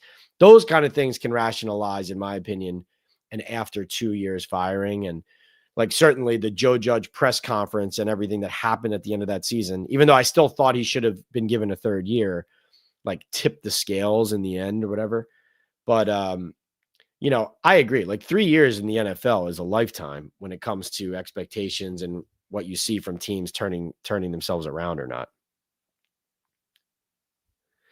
NYOG says, is there an available general manager that has won something versus being the first opportunity for some new GM? Let's see. Like general managers out there and available. We should probably do an episode coming up on exactly this. It's probably time for me to dig into the market of who's who's hot, who's available from these different stops. And if you have a general manager who's a first timer, but who is, really savvy on the personnel side, exactly. Like, it doesn't have to be the baseball GM setup that Shane has now with the Giants, that Howie Roseman has with the Eagles, where it's like the general manager, um, touches every single part of the operation and is on the field like he's a coach and all those things. Like it could be, if it's a first time guy, it could be, and it doesn't mean it's the wrong way to be. It could be a situation where it's, um, you know, that younger up and coming like personnel savvy general manager and then the really established head coach who ends up being like the figurehead and the guy running the show. But that's what's really interesting about the Joe Shane situation. And I mentioned this in my column for the New York Daily News today here on November 13th. But one interesting part about Shane, I'm not sure people are aware of when they ask about, like you guys have asked about today, Dable and Shane, who will stay, who will go. If Dable gets fired, could Shane still stay? To me, it's very hard to make the argument that you could separate the two because, like, Joe Shane watches film with Dable and the rest of the team, like the players and the staff. Like, he watches the film after the games, in the beginning of the next week. He's been in the locker room on multiple occasions. He goes in there, talks to players. He runs the draft. Like he re-signed Daniel Jones. Obviously, he helps make game day decisions. He's in the middle of the practice field during practices. Like this is somebody who is involved in some ways that are you don't see other GMs involved at a really like deep, detailed level. And so it's really impossible to say, hey, like Brian Dable's screwing up here, but Joe Shane isn't, because he's so involved in everything happening with the team. Chris says, my only question if they fire the coach is how good a job this is if it becomes available. Yeah, I mean, that goes to the question of ownership, right? And you need the quarterback. I mean, having a high draft pick and it being the New York Giants, that always will have an attraction to it. And as dysfunctional as the Giants have been lately in recent years and constant losing, they still carry much more respect than the Jets do, from a standpoint of people saying, oh, you don't want to go there. But there are warning signs for the Giants for sure from people on the outside looking in, from, whether it's the ownership and their involvement in that conversation, or the presence of very influential figures in the building who aren't ownership, but aren't the general manager and coach. And so there are cautionary signs and tales there for sure about the Giants job. And, you saw their last hiring cycle. They had a lot of different people in the mix. You saw Dan Quinn pull his name out of the running, even though he was somebody that they were really eyeing and high on. So there have been people who have been in the running who have just decided that they're not interested once they've gotten a better look at it.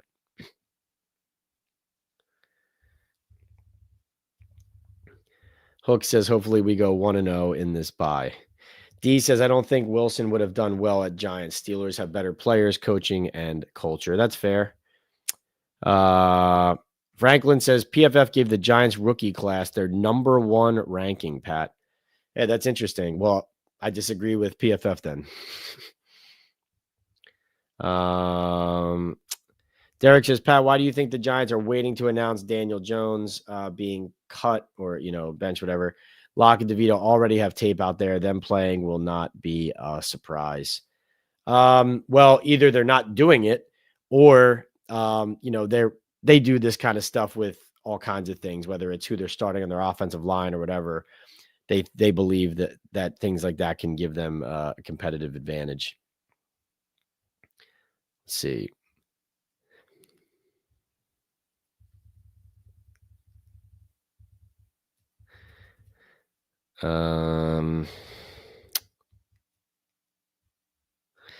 Franklin says, Pat, random, but there's a video of the not calling coach thing with Coach Prime when a reporter kept calling him Dion.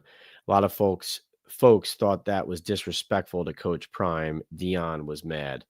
Yeah, that was a ridiculous rant by him. You don't have to call him coach. He's not my coach. He's Dion. That's his name. So that's what he'll be called. He's not the president. He's not the Pope. He's not some like regal figure who deserves to be genuflected to. He is a football coach, and so I will call him by his first name. And if he's the Giants head coach one time, I will call him Dion because that's his name. We had this with Jason Garrett when he was with the Giants. We say, there was something where it sounded like he was saying, we say, he corrected people to say, we say a certain thing, coach, and it just came off as completely ridiculous. Jacob says the best thing, Pat, during the press conference was when Joe was getting tight when someone mentioned to him extending Jones as a mistake during the first offseason. Yeah, he definitely seems well aware that it was a mistake and that he has made plenty of mistakes. Derek says Jones was a good Giant. Nobody played harder. Yeah, no, I like Daniel. D says, what percentage do you think Joe Schoen can turn this around, Pat, and be a successful long-term GM for the G-Men? I don't have a lot of confidence, D. I think it'll really just depend, I guess, if he does stay into next year, it'll depend on what quarterback he gets next year. That's what it'll depend on. Obviously, I guess there's a world where he finds a stopgap because he doesn't feel great about the ones in the draft. And then, like you said, grease the skids for Arch Manning the next year or whatever it is. But I think next year it's about you hit on if you're here, you either hit on the quarterback or you don't and you're out. But I just don't feel as good about the building blocks as some others do. But like I said, there is some talent here, right? Like there's Dexter Lawrence from Dave Gettleman's regime. There's Andrew Thomas from Dave Gettleman's regime. There's Tyron Tracy Jr., who Joe Schoen drafted. Malik Neighbors obviously has some talent. Chris says, why do you think the GM and coach failed?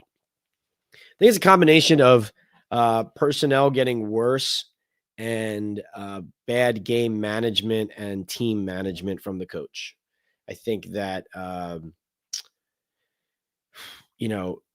Shane's roster has been hyped a lot through his drafts and through his acquisitions. But I think when you actually look at the deployment of the people on the field and their production, I think that it's lacking. And I believe that while the Giants team certainly were losing a lot of games before these guys got here, I do believe that the roster is worse off now than it used to be. So I think Dable is actually working still with a pretty bad roster. with a handful of talent on it. But I think that they're really thin or absent high-end talent at key positions. And obviously the depth is not strong in a lot of areas. The offensive line is, again, an example of it, where last year they gave up the second most sacks in NFL history. And then because of not drafting well or signing well their first year in free agency in the draft that they got here, and then last year they had to patchwork it together. So now here in year 3, they were scrambling to put just even a starting 5 together that could protect the quarterback. But that obviously hasn't fully sufficed. Not to mention that even though it has been improved, they also did not address a backup tackle situation. And now that has undercut what they have been able to do from a standpoint of at least trying to be functional on offense on the front. Steve, what's going on? Steve, I don't know if you were here the whole time, but I saw you dropped an answer in the queue. I saw it late, but I saw you answered about Arnsparger in the 70s on our Estate 98 trivia question. So even though you didn't get the exact years right, that was absolutely close enough. So please, Steve, send your address or P.O. box to me on Instagram. My direct message is PL on NFL, and I will get a bottle out to you as well as to Barry. So thanks for participating there. Steve with $10 super chat. He says Mara should be flogged for Gettleman and Schoen. Gettleman has had a few good picks, but left the team in shambles, and Schoen isn't a good enough talent evaluator to get them out of the rut. Yeah, well said, Steve. It again goes all the way up to ownership. Not to mention that John Mara is a guy who, he's the let's stay patient with Daniel Jones guy. That's John Mara, right? So the fact that they're here is not just on Joe Schoen and Dave Gettleman. It's also on ownership and John Mara and Steve Tisch, obviously driving that. And back to Chris's question as well as to Steve's here, I thought it was very interesting. There's people out there now still arguing about the strength of Joe's evaluations. Schoen legitimately said himself that he's made plenty of roster evaluation and personnel evaluation mistakes, and essentially owned up to the fact that he hasn't done well enough. So,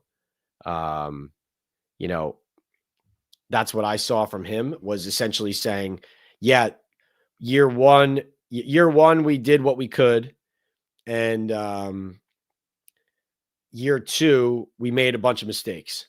And now he's like, well, now we're putting some pieces together, so please give us more time. It'll look good eventually. That's the way I viewed it.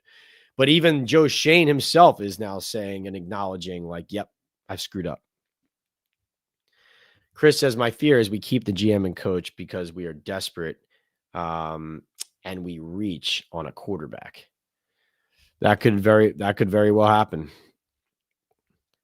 Yeah, and I keep saying this, and it's not an out on any of this, but they are in a really tough spot in all of these conversations and decisions, but they've put themselves in it.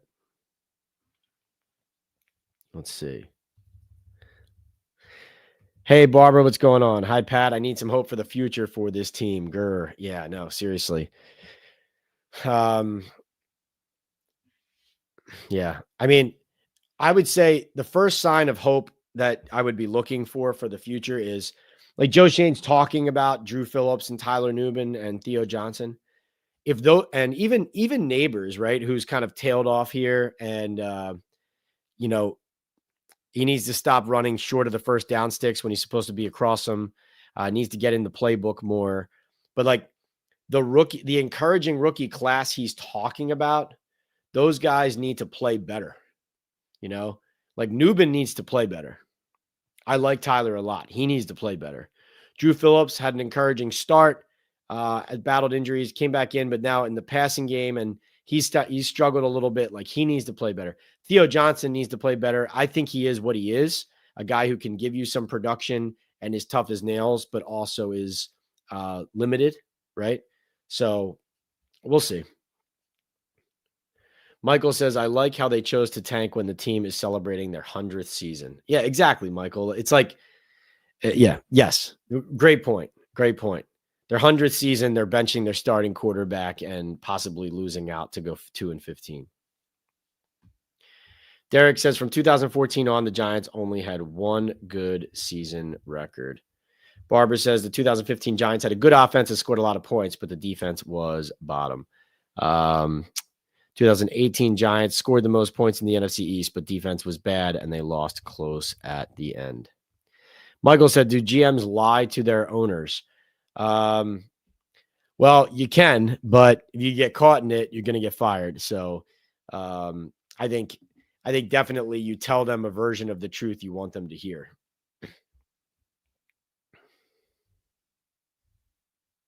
And that's why I pointed out too, Michael, and I think that's what you're getting at here. It's like Joe Schoen, it's his prerogative to try to sell whatever he feels like he needs to say that this is going in the right direction. How can John Mara and Steve Tisch listen to what we listened to in that press conference? Because you have to assume those are the same things that Joe Schoen is saying internally about where they are. If you're John Mara and Joe Schoen, how are you buying that as like signs of optimism and progress?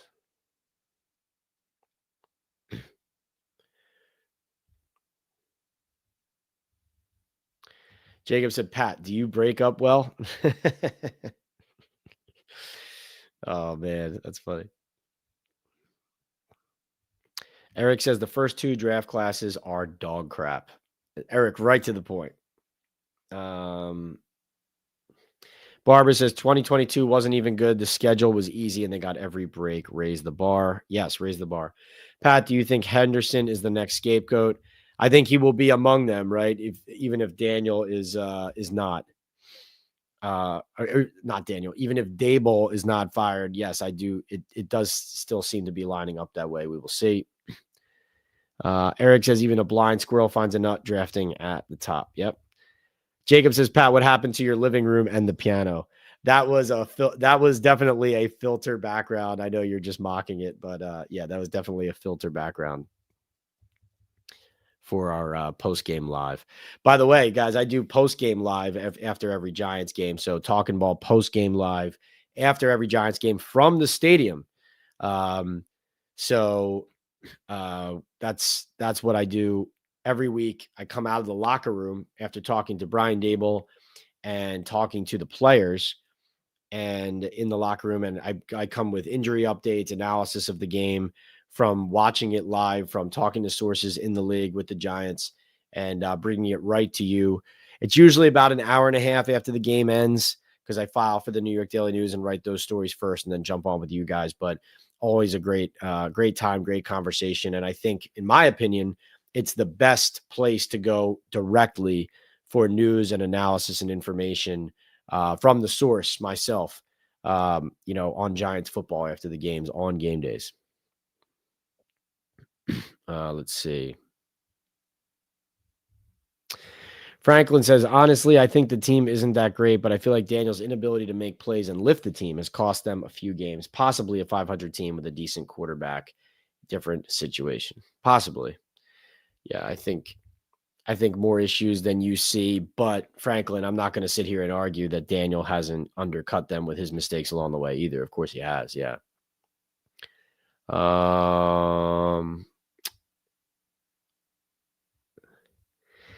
Yeah, Ben, it does feel like Shane thinks it's a possibility that he would stay if Dable goes and seem to be even greasing the skids for his argument for that to happen. I have put my argument forward in the New York Daily News that I think Shane is too involved in running this ship from start to finish to be able to separate those two. But I think he certainly could try. Let's see.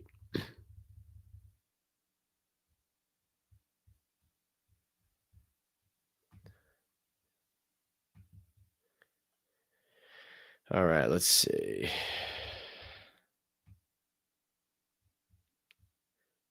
It's been a great chat. Thank you, guys. So we got another super chat here.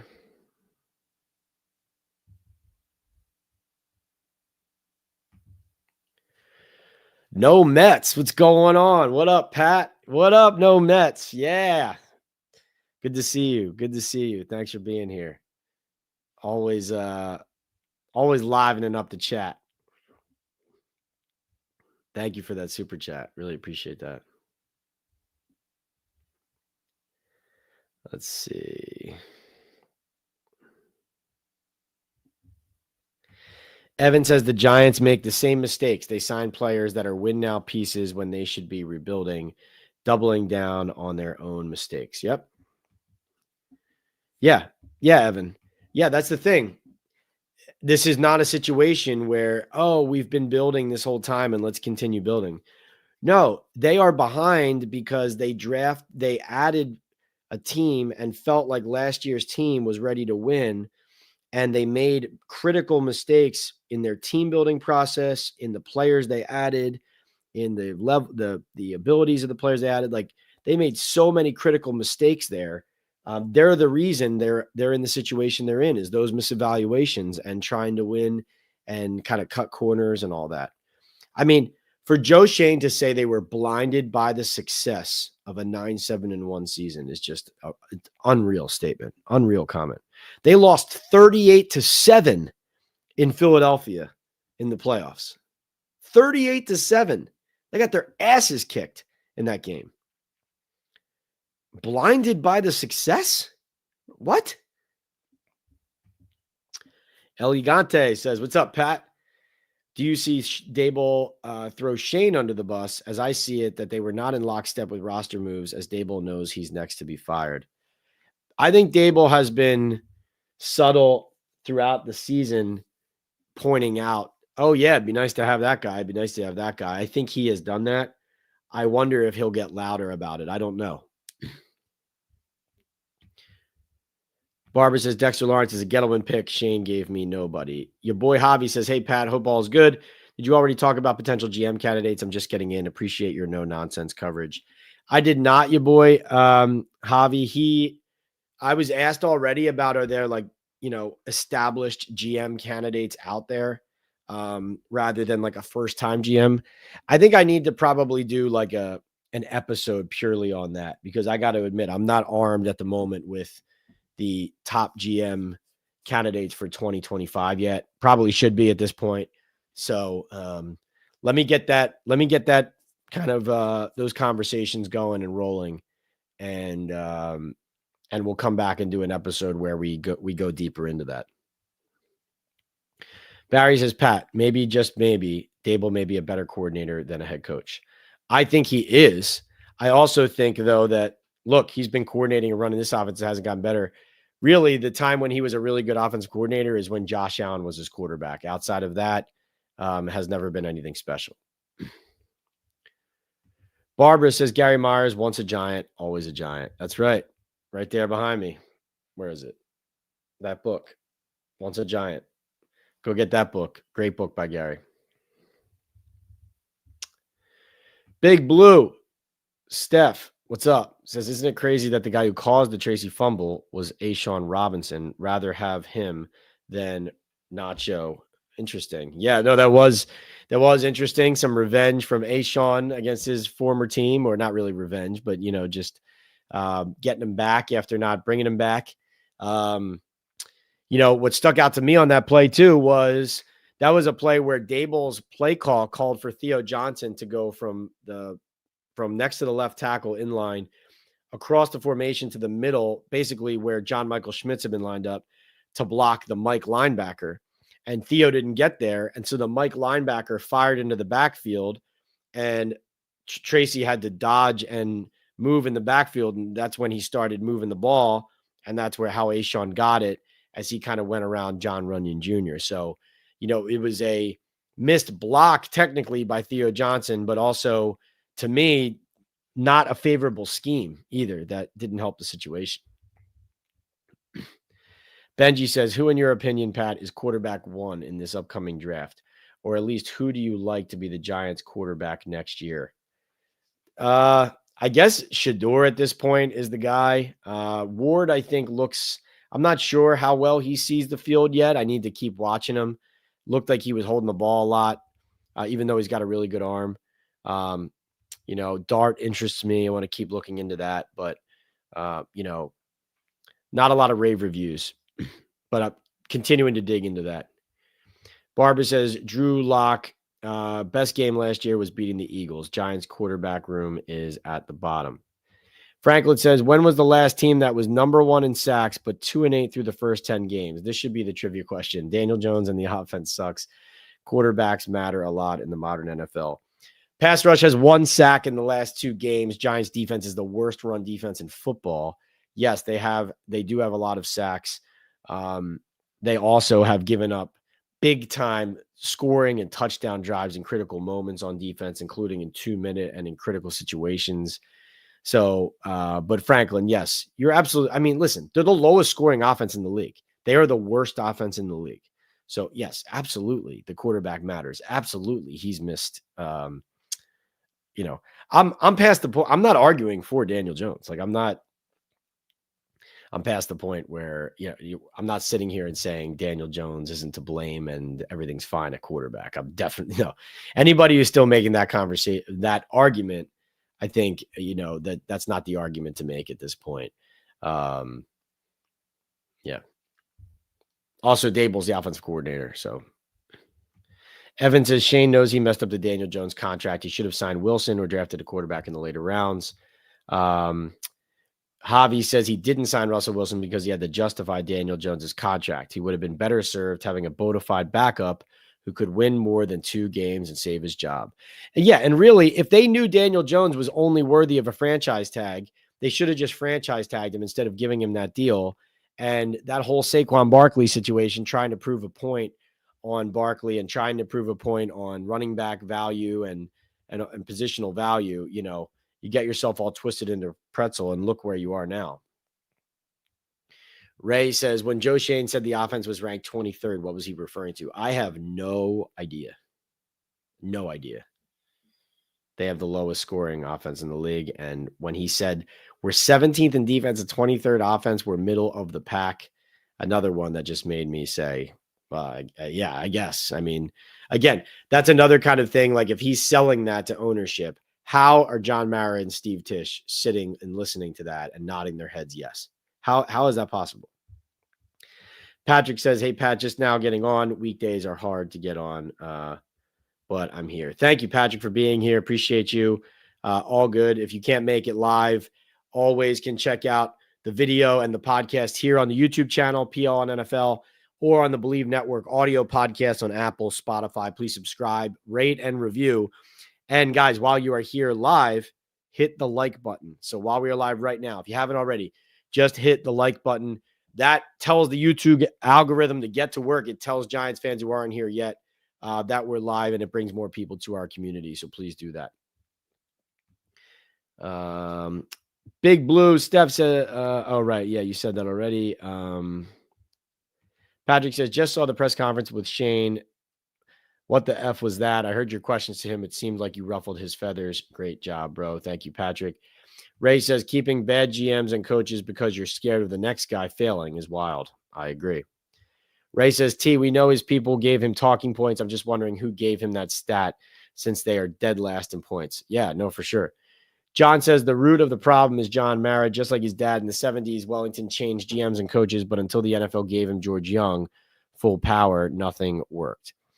Ben says Ben Johnson, Vrabel, Belichick, lots of options if we decide to move on from Dable. Yes, at coach for sure. NYC says 100%. John says once Wellington died, John and the rest of the Maras started to interfere and the team eventually declined.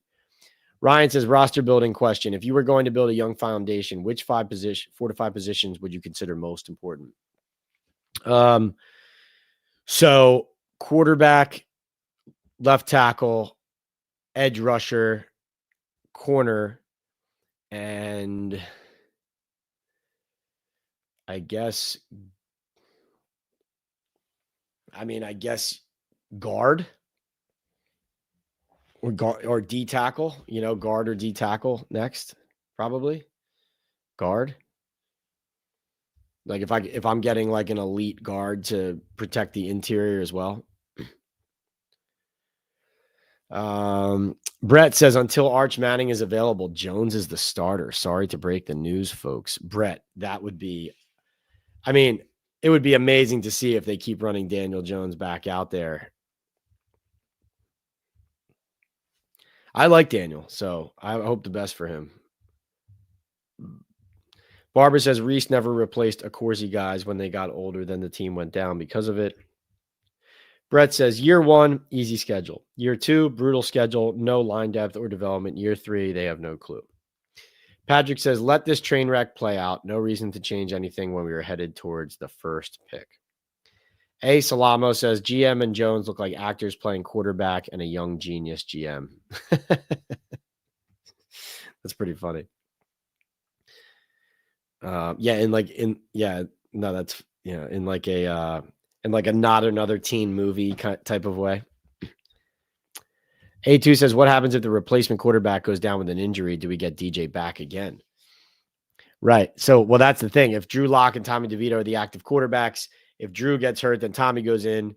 And then you have the third emergency quarterback is they can be put in the game if the other two are then not capable of playing. Steve says, Pat Wellington Mara was loyal to a fault when he was running the team. The apple doesn't fall far from the tree. Brett says, Pat, are the majority of players that left performing better with other teams? Yes. Also, to me, it's also telling that they're glad they're gone because they didn't like how they were treated or handled here, especially at the end. Barbara says, Pat, your daily news article was posted on a couple Giants sites. People definitely saw it, and I'm glad you wrote it. Thank you so much, Barbara. Brett says, Pat, I thought Bellinger would have gotten the most snaps up until this point in the season, then bring on Johnson. He wasn't ready. Yeah, right, exactly. And that's another concerning part about the Joe Schoen evaluation process. At the tight end position, he has used a draft pick 3 straight years on a tight end and still hasn't fixed it. Daniel Bellinger, 4th round. Darren Waller with a trade, 3rd round plus a contract.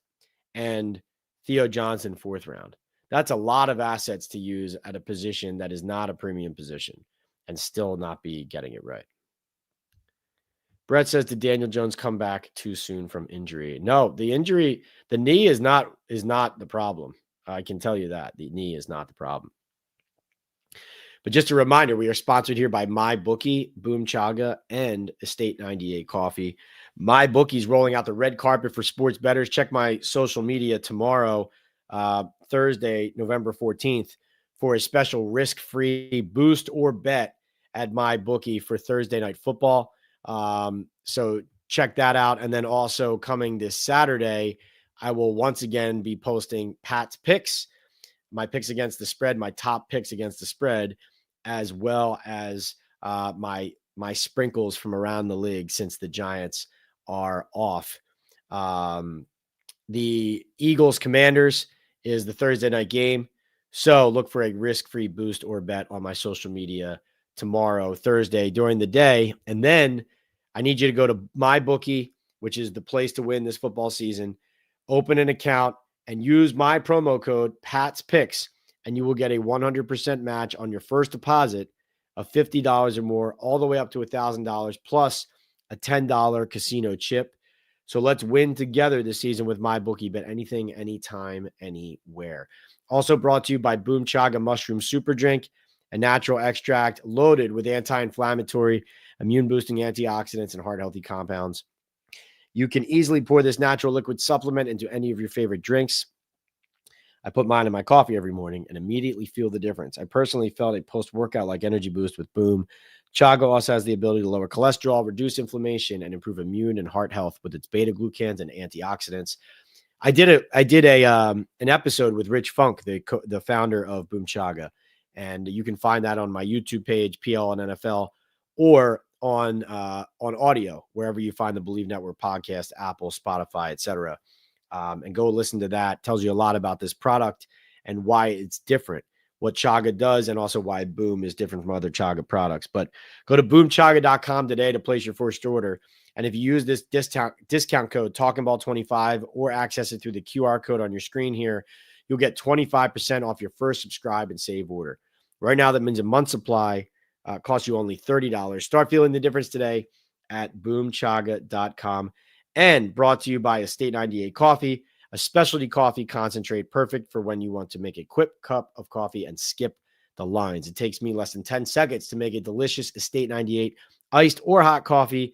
It's great as a mixer for espresso martinis, and each bottle can make up to 16 cups of Joe. Go to estate98.com /Talking Ball to get an exclusive offer for 80% off your first order.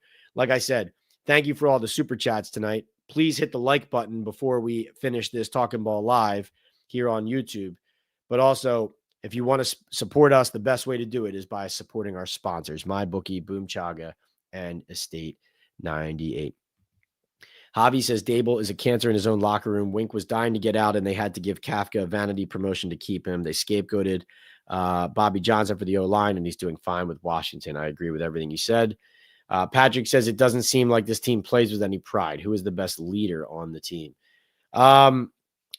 Dexter is a lead by example guy, and he has stepped into that role in the locker room. I think he's still kind of learning it. Andrew Thomas is a lead by example guy, not on the field anymore. I mean, Daniel's a leader. He's just not producing, but he's a leader. Darius Slayton. I think some of the offensive linemen have taken that role, like Greg Van Roten's tried to do that, John Runyon Jr., John Michael Schmitz as a young guy. And then, Chris Manhert's a guy who stands out to me as well. Jason Pinnock has done that on the defensive end. So those are some of the guys that stand out to me. Michael, you just got here, no problem. But you missed a lot. But you can go back, watch the rest of it. It'll be living on the YouTube channel, PL on NFL. Or you could listen to the audio version when I post it tomorrow. But thanks for being here. Thanks for making it, Michael. I know I've been uneven with the days I've been going live. We had been doing Mondays, Thursdays, and then Sundays. I've kind of been all over the map because the schedule was just so busy during the fall, and just fitting it in when I can. But tonight is a reminder, just like our last post-game live after the Germany game was a reminder that you guys are so super passionate about this team and about the Giants organization. And so really appreciate you guys and thank you so much. Brett says, has anyone thought about how Daniel Jones feels about the fans and media since he knows how they feel about him? Maybe he doesn't want to be here more than everyone, but that wants him gone. I like him. Brett, I totally agree. I've asked him questions like that. He just won't go completely there, right? He knows it doesn't serve him well to try to dunk on people or take people on in that way. But I'm with you. I think, that's why I really started kind of strongly defending him from a standpoint of stop scapegoating the guy, because it's one thing to say, okay, move on, and he's not the guy, and, he's not producing well enough. It's another for the universal Daniel Jones hate that I felt like the Giants were enabling. I didn't feel like that was good. I felt like it was a bad look, and I don't think that it should be tolerated. Ryan says they've attempted putting their large assets into the right places, but they've missed on the talent a lot of times. Dable pushing Wink out and switching schemes really screwed them. Yeah, that's a pretty good characterization on both sides there, Ryan. And they do miss Wink Martindale badly. In fact, I think the promise of 2022 was so much about, Dable got coach of the year, but the coaching staff and what Martindale's defense was a huge part of this, was always coaching to win that specific game, attack that specific opponent, and give them a schematic edge because their roster wasn't good enough. And so I think they really missed that now on both sides of the ball. Dable has fallen off on the offensive side of the ball, and Bowen isn't giving them that on the defensive side of the ball. Guys, this has been a tremendous chat. We've gone over 2 hours here on Talkin' Ball live with Pat Leonard on Wednesday, November 13th. Giants have a bye week. They're 2-8. We've gone over some of Joe Schoen's press conference and where the Giants stand and go from here on the Daniel Jones situation. If you missed parts or all of what we've done here, you can go back and watch the whole thing on the YouTube channel, PL on NFL, or listen to it wherever Believe has its podcasts, Apple, Spotify, wherever you get. Please subscribe, rate, review. And like I said, the super chats, really appreciate those. Your comment or question gets answered first when you do them. Please support all our sponsors, MyBookie, Boom Chaga, and Estate 98, and also hit that like button on your way out. Michael says, can you please ask one of the defensive corners why the corners never turn around in coverage and look for the ball? Definitely, I can tell you, Michael, that in man-to-man, Sometimes you're just in a position where your back is to the ball because you're running with the receiver. You actually saw Cordell Flott made a good play in the end zone the other day where his back was to the ball and he got his hand kind of up and in between the arms of the receiver and broke up a pass in the end zone there. So there are techniques that you are taught to use when that happens in man-to-man coverage. They're just not always successful at it. But that'll do it for this episode of Talking Ball Live with Pat Leonard. Check back for more content here on the YouTube channel, on all my social media platforms, and in the New York Daily News. Can't wait to drop my Pat's picks and my NFL sprinkles of week 11 on my social media profiles this coming Saturday for the weekend of week 11 in the NFL. And then we'll be back at it with the Giants facing the Tampa Bay Buccaneers in week 12 coming out of the bye. Thanks so much for being here, guys. See you next time on Talking Ball Live.